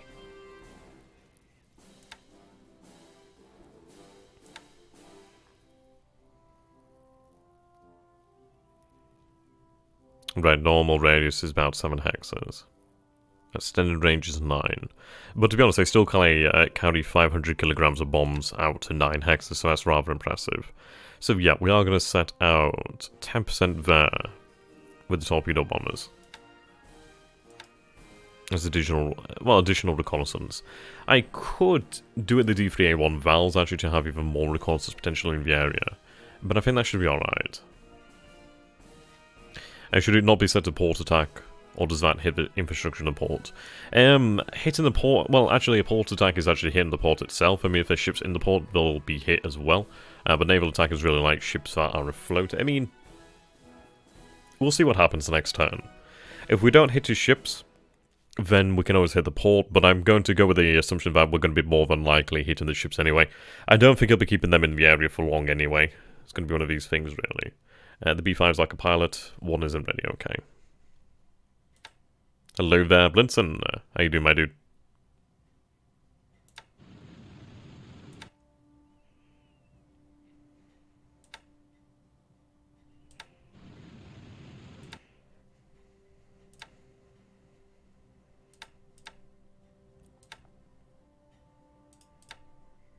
Alright, okay. Good spot.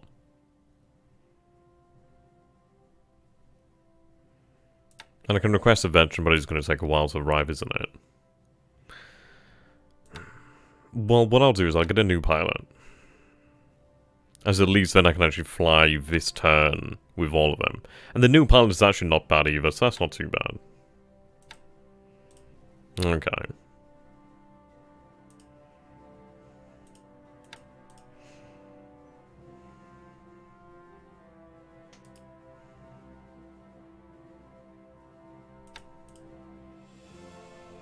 Right, okay, well, I'm not entirely sure of what you've seen up to, but we do have a general plan in place here for hitting New Caledonia. We have slightly altered the raiding force, well, the actual carrier force over here. I've added the Chikuma and Tone heavy cruisers. They're F1M2 Petes. Either Tone or Chikumas are going to be hit, well, reconnaissance over Cormac, and the other will be running over New Maya. Obviously, then we'll have additional Jakes running reconnaissance in the area. No, I do have them set to low. Well, I'm going to have them set to low threat tolerance, actually. Hard to say, really. Do I have them set to normal threat tolerance or to low threat tolerance? More likely to retreat. We'll have them on normal, I suppose. Yeah, I guess he must have left there. Oh, there he is.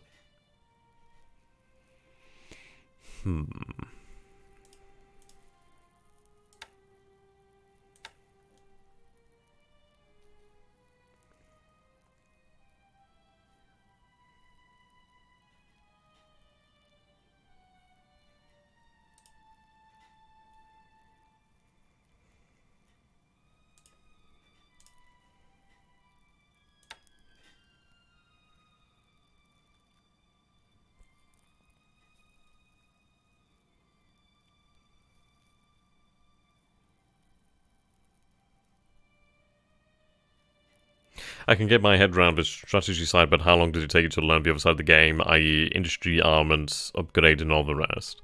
Well, this is it. It does take some time. I'm still learning that one myself, really. You sort of just, I don't know, it sort of clicks into place just as time goes on, really. it just, yeah, hard to say.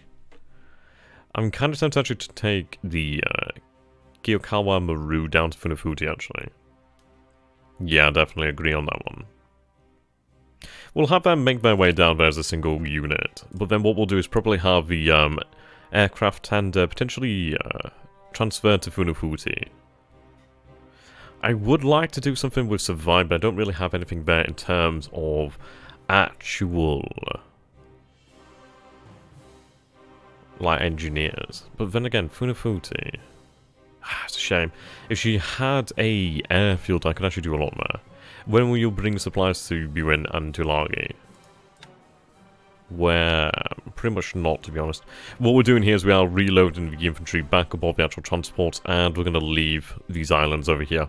All we needed to do was actually just take the islands. I don't imagine he's going to be taking them back anytime soon, really. I don't imagine it would be any sort of priority on his end, really. We took the islands to really deny them to him.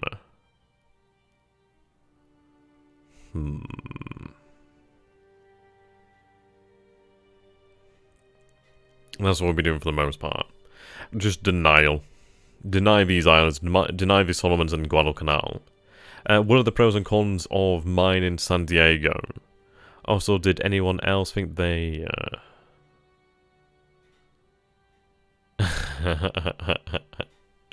Oh dear. Well, see, the thing with mine in San Diego is it could be attempted, but the thing he's going to have probably quite a lot of, like... bloody... Yeah, he'll more than likely have a lot of, like, minesweepers over there, so they'll be swooped out of the area pretty quickly. Yep, Blinson is the battle group gamer. Gibari Maru over here. She's not really doing a goddamn thing, is she?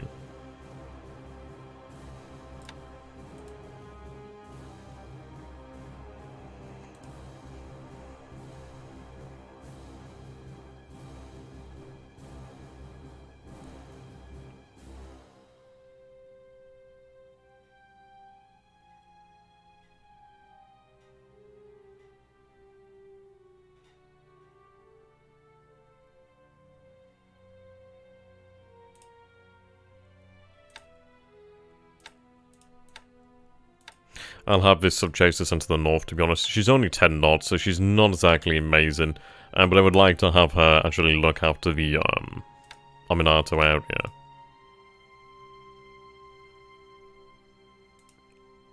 Probably, yeah, probably from Hakodate. Well, no, probably Aminato.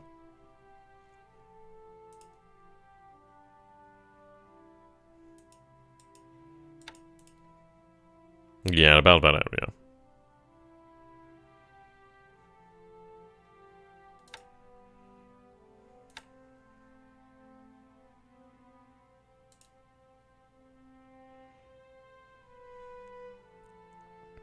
I was thinking about this one over here, actually. Right, let's see. 22 for amphibious. Now, this is a transport. So let's see here, then. What I'm thinking is actually taking these miscellaneous ships over here. Well, Eriko was actually not too bad. Eriko was, she can make some decent speed. So we'll have them head over here to truck then. What's BBG? BBG is Blinson. He's the battle group gamer on YouTube. Good guy, definitely worth checking him out. Same as with Lieutenant Rainbow Slash. They both do some pretty cool content when it comes to water warships. Okay, so we can see that our distance there has increased, actually.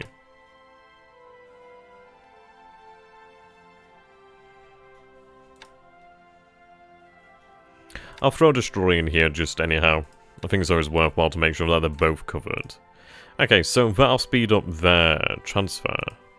For the main part as well, I mean, this is like the main troops of the actual infantry regiment, and that was just the other artillery, but this is like a... So there's still a mortar battalion here, but we do have the engineers here as well. But the main thing here is we actually do increase our speed at which we can actually move down here to trucks, so that's quite good. Do you plan to invade the United States in 1944 or 1945? Well, we'll invade aspects of the United States, but only to a very limited degree. I mean, obviously it would be, of course, evolutions, maybe. Different US territories. I mean, maybe Hawaii, but obviously that would be if everything just went amazing.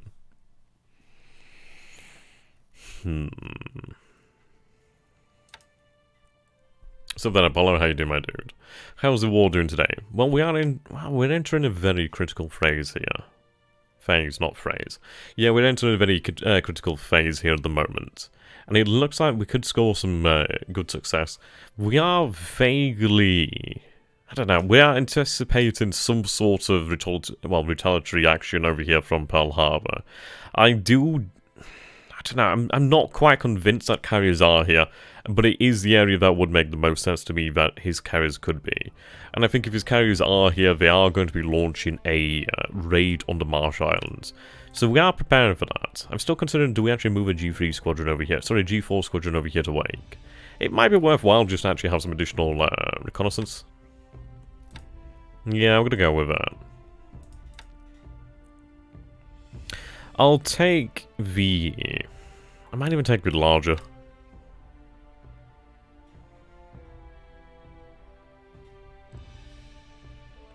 These planes just undergoing maintenance then. Okay. Well, what we'll do then is we'll take the larger squadron here. I'm going to have them transferred to Wake if possible, actually. Can they make it to Wake? Yep, they transferred to Wake Island. So, 21 of 2 of them are damaged on the way over. Obviously, the rest are still at Bapal Dwarb. 2 days until they're ready. Okay. But the good news is we actually do have these planes here now. Now, the moment they're running ASW patrols. What we'll do, though, is... if we do get a hint from our H6Ks... so we do have... I think we have 2 H6K4s over here, or is it 2 or 3? Okay, well, 2 of them are over here, then. 1 of them's only active at the moment. We do have 8 of them at Roinema. So what we'll do then is we'll sort of wait for some patrols to pick up the actual indication. We do have 1 H6K4 over here as well. Technically 2, but 1 of them is not ready yet. But that one is ready. Actually, there's 2 H6K4s over there, actually, so that's quite good. 3 in total, 2 of them are actually active. So we, of course, then do have the ones down at Tarawa, which is good. And obviously, it's been a difficult situation, as obviously we do want to give them all the aviation support that we can possibly give them, but they've suffered being out here for a while. I think I was too hasty with these guys. But we still have 13 here active, quite a lot more really. I mean, 32 in total, 13 already, 17 aren't, and 2 in reserve. I might take these reserves here.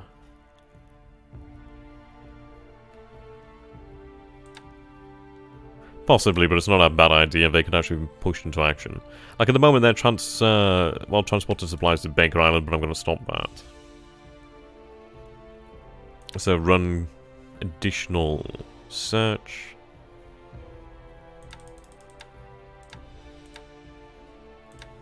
There we go.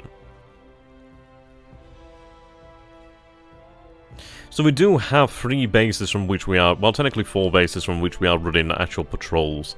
So we are really running a lot of patrols out here in this area.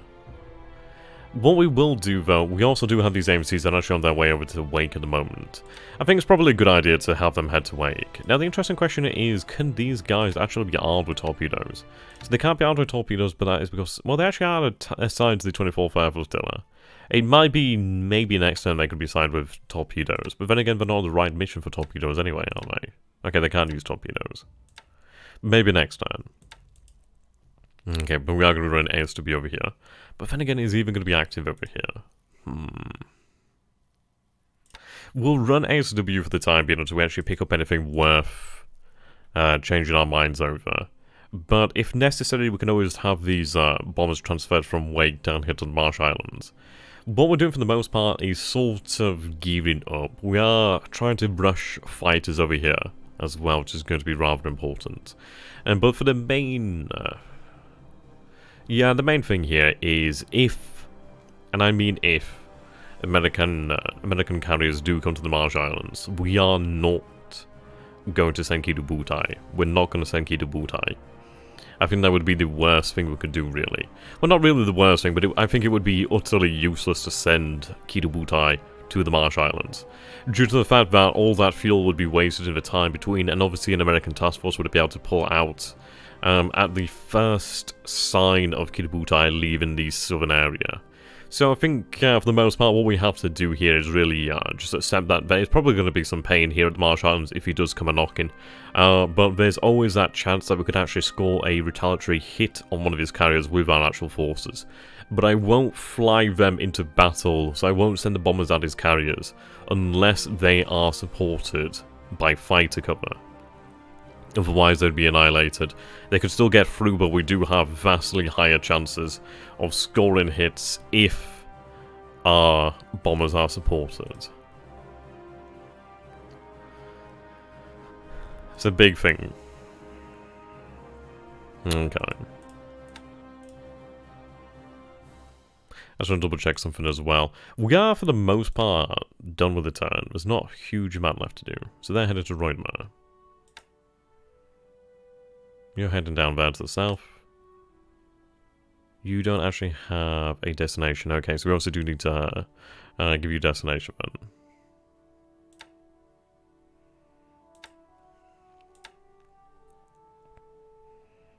then.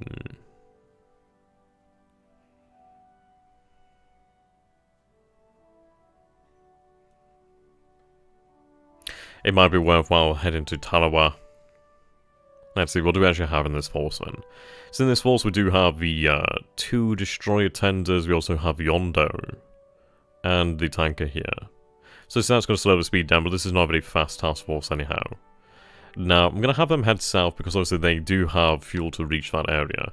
And the main thing here is that at least with the destroyer tenders, I can actually have them put into use down here. They'd be able to rearm our destroyers and obviously perform light repairs on them for the most part. So it's worthwhile having them there. I don't think it's entirely worthwhile having them run to truck, considering that they're going to be out of the action for a while then. At least if they head down here to Tarawa, because it's like... I deem it a scary prospect for Tarawa to be attacked. I think it could hurt me quite a bit when if it was to hit the ship in there. But in reality, I don't think it would attempt to, because the thing is really, the carriers aren't far away. But the good news is here, like, we do still have a fairly tight security network here. I mean, that's 13 hexes. So the G4s at maximum range would have range about here. 20. We're looking at about here. So from, yeah, Tarawa's under the protection of the Marsh Islands.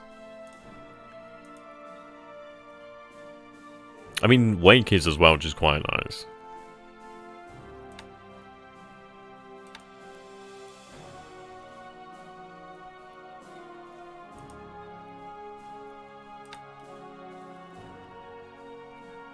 Yep.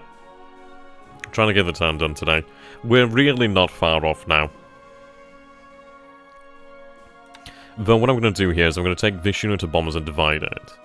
Now, the reason I'm dividing it is because I'm going to run reconnaissance here. We're going to run it at 20,000 feet. Nothing much, I suppose, vital. I mean, we have obviously gone about and we have really, like, organised things. We've done most of our moves in China for the most part. Gone around the Pacific. We have started to load some of our submarines with actual mines. Organised our submarines around Pearl Harbor. We've done a lot of little things, really. Okay, let's see. Trying to think what we should be looking for here.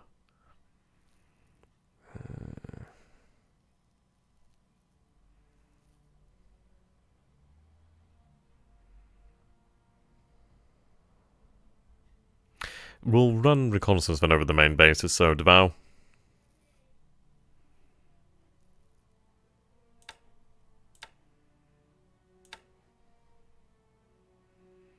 Yeah, we can.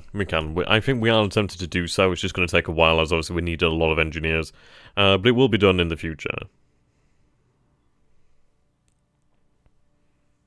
I'm trying to think if I was to actually hit Mindanao, where would I land?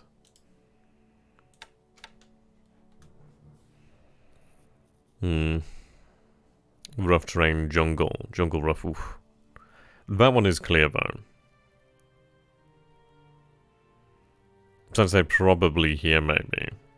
But that one would be quite risky. And what's the size of the port there? So well, actually, no, yeah, that's not bad. Size 3 port there. Though that one could be easily accessible. It's easier to get to, as we could obviously go around the southern coast of Mindanao. But it would put us in a lot of danger, perhaps. We'll run reconnaissance over Cebu, then.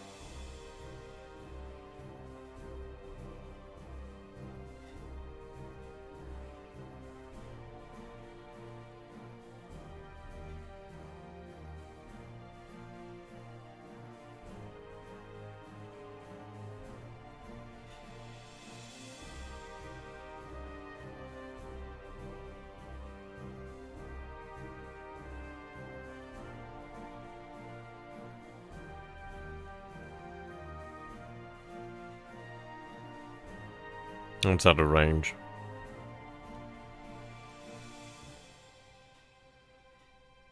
That's just within range.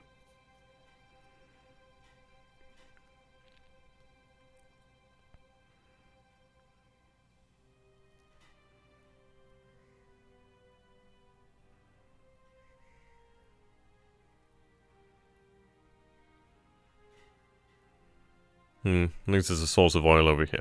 That'd be nice tonight. The war in China's looking pretty good, actually.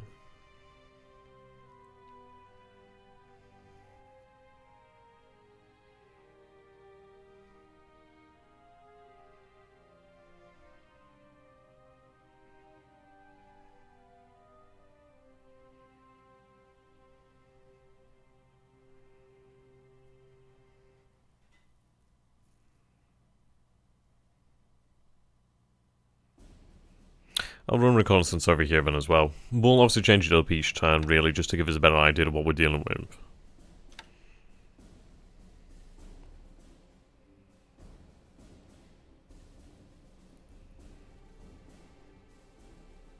I do have these KI-21 1C sallies over here that actually I could put into action. But the main thing I'm going to do with them is probably have them... I mean, to be honest, we could have them bomb the units at Clark, but there's a lot of guns here.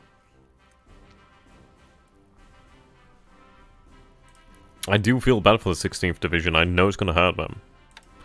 But I don't think there's really anything else we can do there.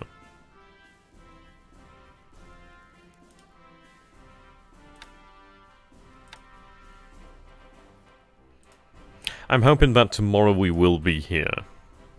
So, within the next week, either way, we'll be really launching attacks on Chengchao. It looks like he's actually pulling his units back over here, so what I'm going to do is actually run some reconnaissance then. Fighters here.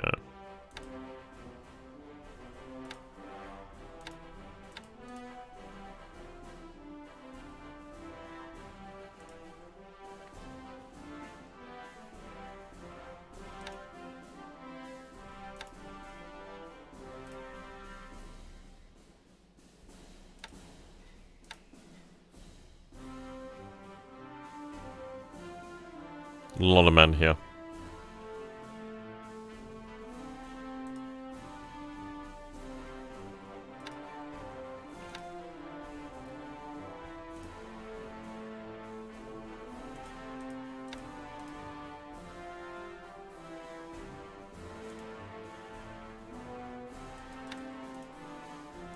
Okay, so we can reform the 32nd Division here. That's good news. Hello there, Paul. How you doing, my friend?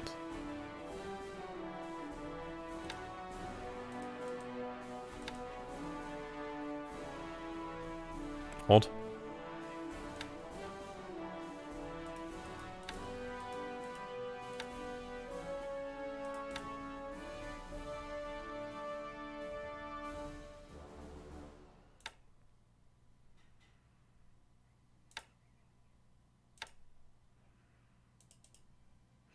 I don't know why we can't rebuild them. It might be because they've only just arrived here this turn, perhaps. But we probably should be able to rebuild the... is that the 32nd Division next turn?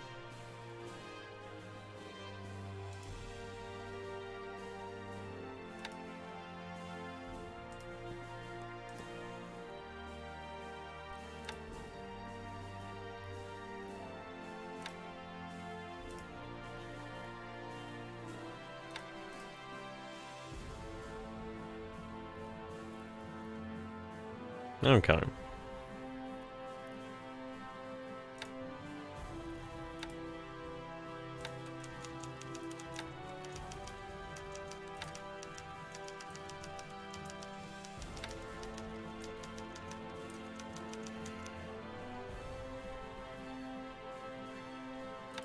So we'll have a light carrier show-ho in the next couple of days, actually. When we pull out the Ki-43s, how we protect your bombers from the Chinese fighters. Well, we've already pulled out the Ki-43s. What we're going to be doing here is, when it comes to it over in China, we do have some escorts over here. Which, speaking of...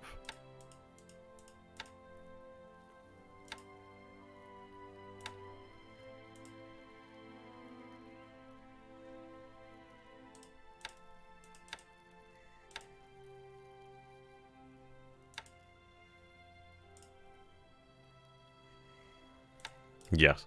But currently the Ki-43-1Cs are over here in Luzon. What we're going to be doing with them is obviously having them slowly but surely transferred. Next step is going to be to have them transferred to Bab al-Dawab, from Bab al-Dawab to Truk, from Truk to the Marshall Islands. And then potentially elsewhere in the Marshall Islands. But it would be nice to actually have them made available.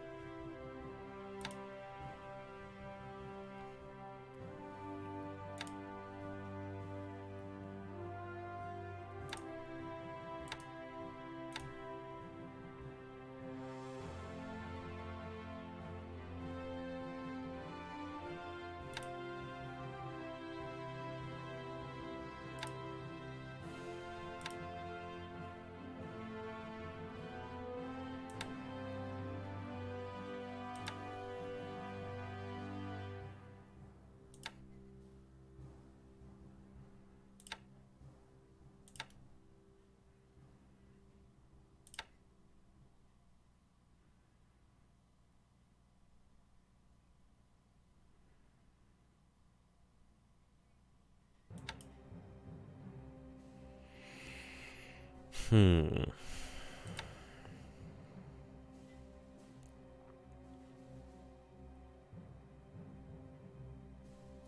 going to be doing any more Downfall. Ideally, we can do another episode of Downfall this week. Well, this week, what I'd like to do is actually try and get Matrix to allow me to, like, really just play that campaign. I think that'd be really quite good, actually, to have, like, something like a long-running campaign on their channel. I think that'd be really quite good for them. And it's a very enjoyable thing. I mean, it is a very enjoyable scenario, and it's one that isn't boring, really. The AI is going to put up a fight no matter what, and it's going to be a very hard fight.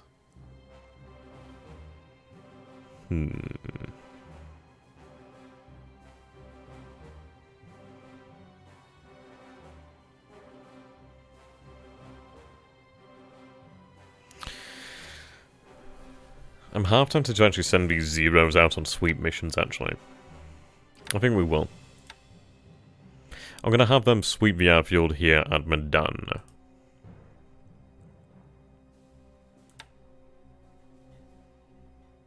This squadron. Fatigue is building. The aircraft don't have much in the way of fatigue, actually.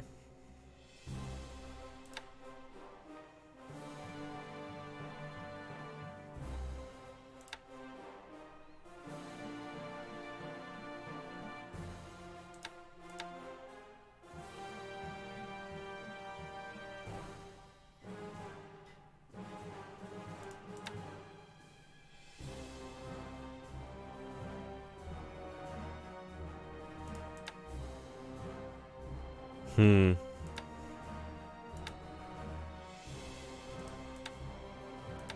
We'll have them both sweep then for the time being. I think that'd be a nice show of force there, really. And then we'll decide what we're going to do with them. I would like to rest a squadron. But I'd like to sweep it first. I've got a feeling that he's probably going to throw up some combat patrols at some point in the future. Though, is he going to do it over here to Medan? I'm not entirely sure. I'd love to take Medan, that's a lot of oil and refineries there.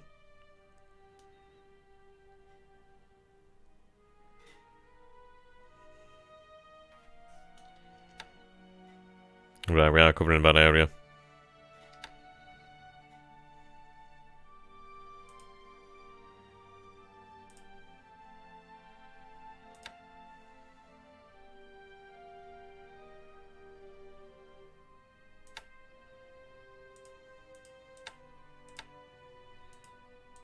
Okay, I'd like them to load just about 8,000 units of supply here.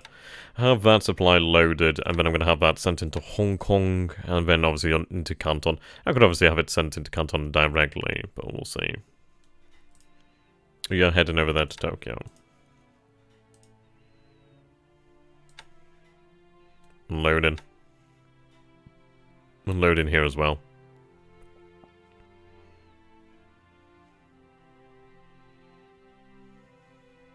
You'll be ready to move next turn, actually.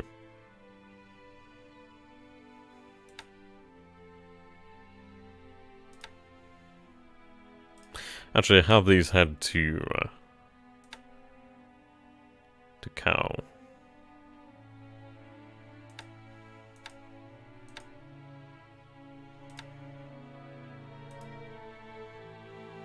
If you can make it to apparently then do so. I'd like to refuel you there. Not much in the way of fuel, but it'd be enough to get them home. Obviously, I could have them refuel through other means then.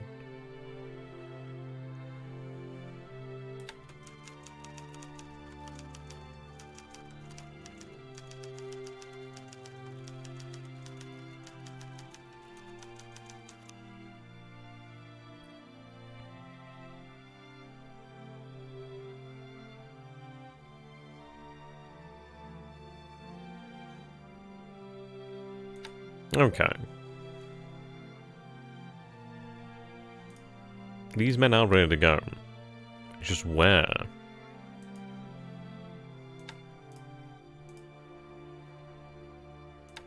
We'll have these men begin moving then towards Balfour. Well, Balfour. That'll be good.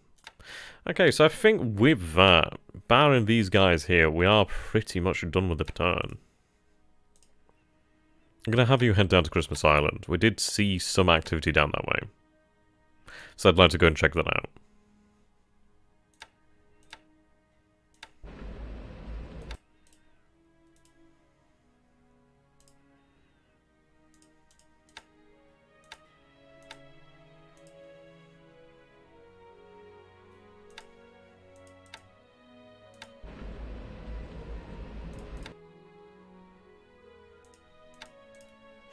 Okay, yep, I'm pretty much good with that.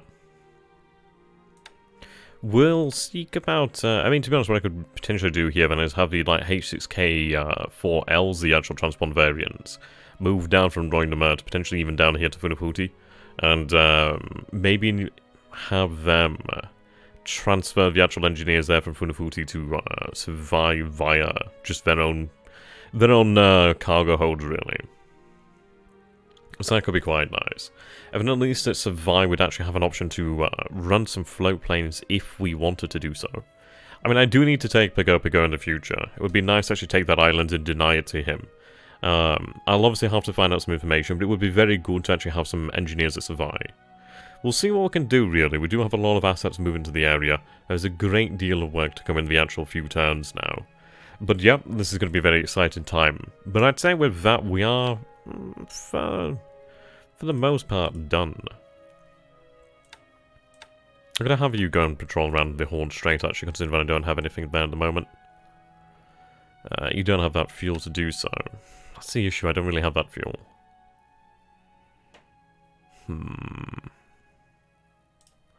Go patrol around these islands. Just for the time being.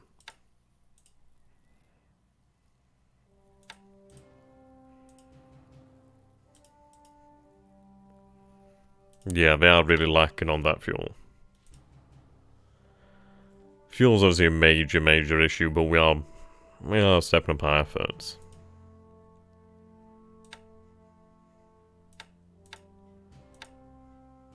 Two tankers here ready to go, actually.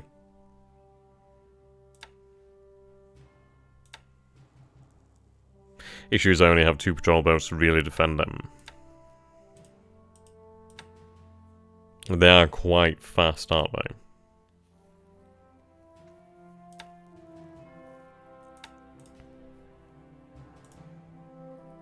Well, you're heading down here with a lot more fuel as well. So what we'll do then is we'll actually take some of the fuel here and have it made available. Right, you're obviously carrying the elements of the GGG base force. That's good, man. We'll figure out how we can actually get the fuel distributed. We do have a couple of destroyers on the way. That's good.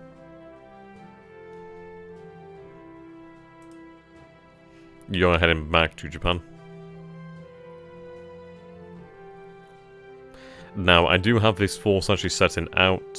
Not quite you, but you in the future. But yes.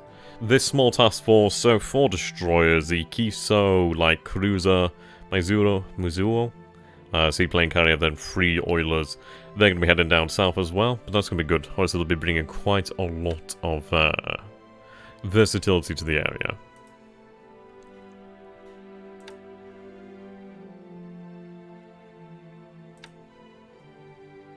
No sightings over here to the north as of yet.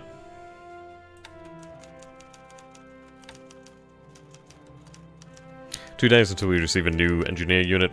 3 days until we receive the rest of the 84th Naval Guard. 14 days until we receive another parachute regiment at Kageshima. Then an additional AA at Hamasuta.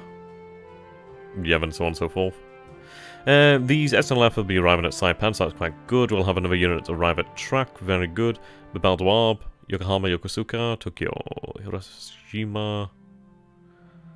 Okay. How about aircraft? Group reinforcement schedule. Ah, well, fantastic. So tomorrow, very good. So tomorrow we'll receive another squadron of G4M1s. The only issue is, it is of course it's just one aircraft. But what I might be able to do with that squadron is actually just convert it from G4M1s actually to G3M2s, to be honest. Considering that we do have far more in the way of actual G3M2s than we do of G4M1s. At least then I can actually get the squadron out there and usable. We'll have the second raid in Sentai. So obviously these are transports. Shoho, that's obviously when the carrier arrives. D3A1 Vals. Yeah, they're going to arrive. At least that arrives as actual full squadron of 27. Ah, there we go. So at least in about 40 days we'll actually have a full squadron G4M1 Betis, which is actually going to help us out. We gain our first H8K1 Emily's in about 45 days. These are incredible aircraft. You take a look at that. Normal radius is 24 hexes, extended range is 30 hexes. Just crazy. Right, oh, see, we'll have additional submarines, so that's quite good. Fighters, the Genzan KUS-1, so that's the 1st of April. I mean, frankly, I'm looking forward to when we actually receive the Yamato Musashi. So we're looking at the 30th of May. She's going to be an amazing asset. And we are going to make use of her. She doesn't have a huge amount of AA. But you take a look at her durability, that's 233 durability, she's very, very tough. She will go down if concentrated on, but we'll make sure she's supported by our fleet elements. And it looks like she can maintain some very good speed there. I mean, what's that, 27? I'm not entirely sure what her max speed is. I think it might be about 30-something. But I'll have to double check on that one to be sure. I think in the brackets is the additional speed they can make. But I don't know if she was that fast. How fast was she? Let's take a look. Yamato.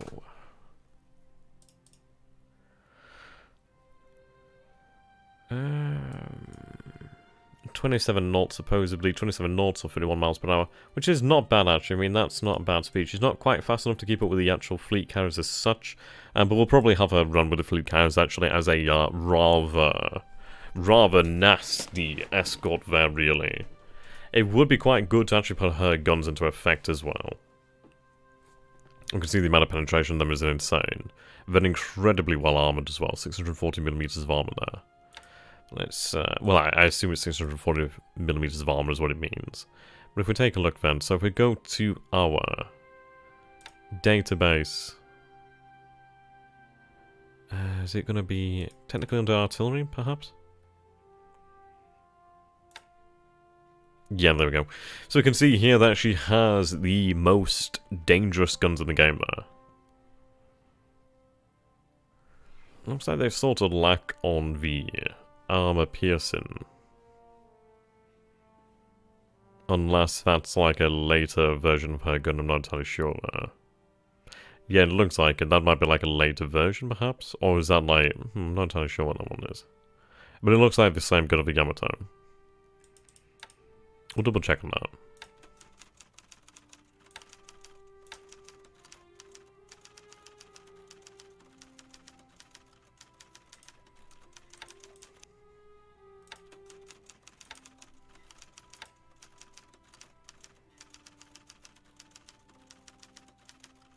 Naval guns, actually. Yeah, here we go.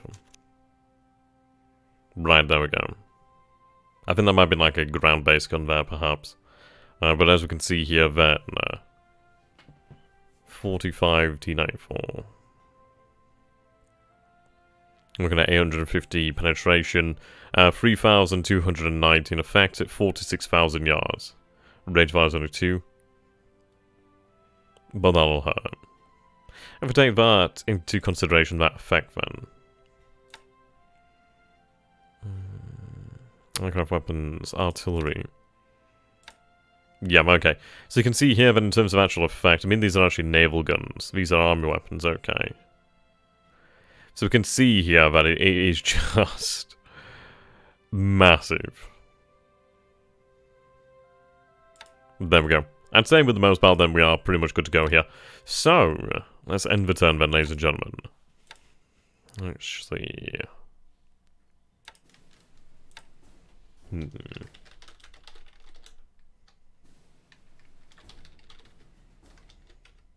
The hammer drops. I think that's quite a nice name. It doesn't give too much away, but obviously it's going to make him... I don't know, I think it's quite a cool name. I think it'll put some excitement out there. But what we'll do beforehand, before we actually do save the game... Oh no, I don't get the option to actually go back now. Okay, yep, save it as the hammer drops then.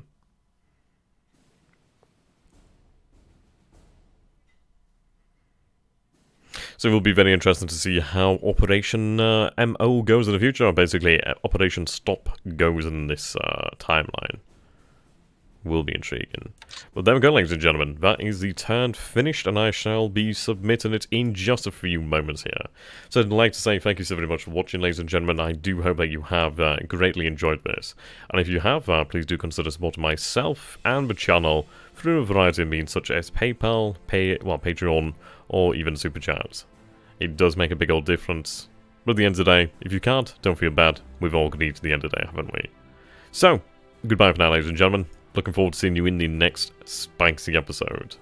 Goodbye for now. Have a fantastic day or evening, whatever you are doing. Have a good time. Goodbye for now.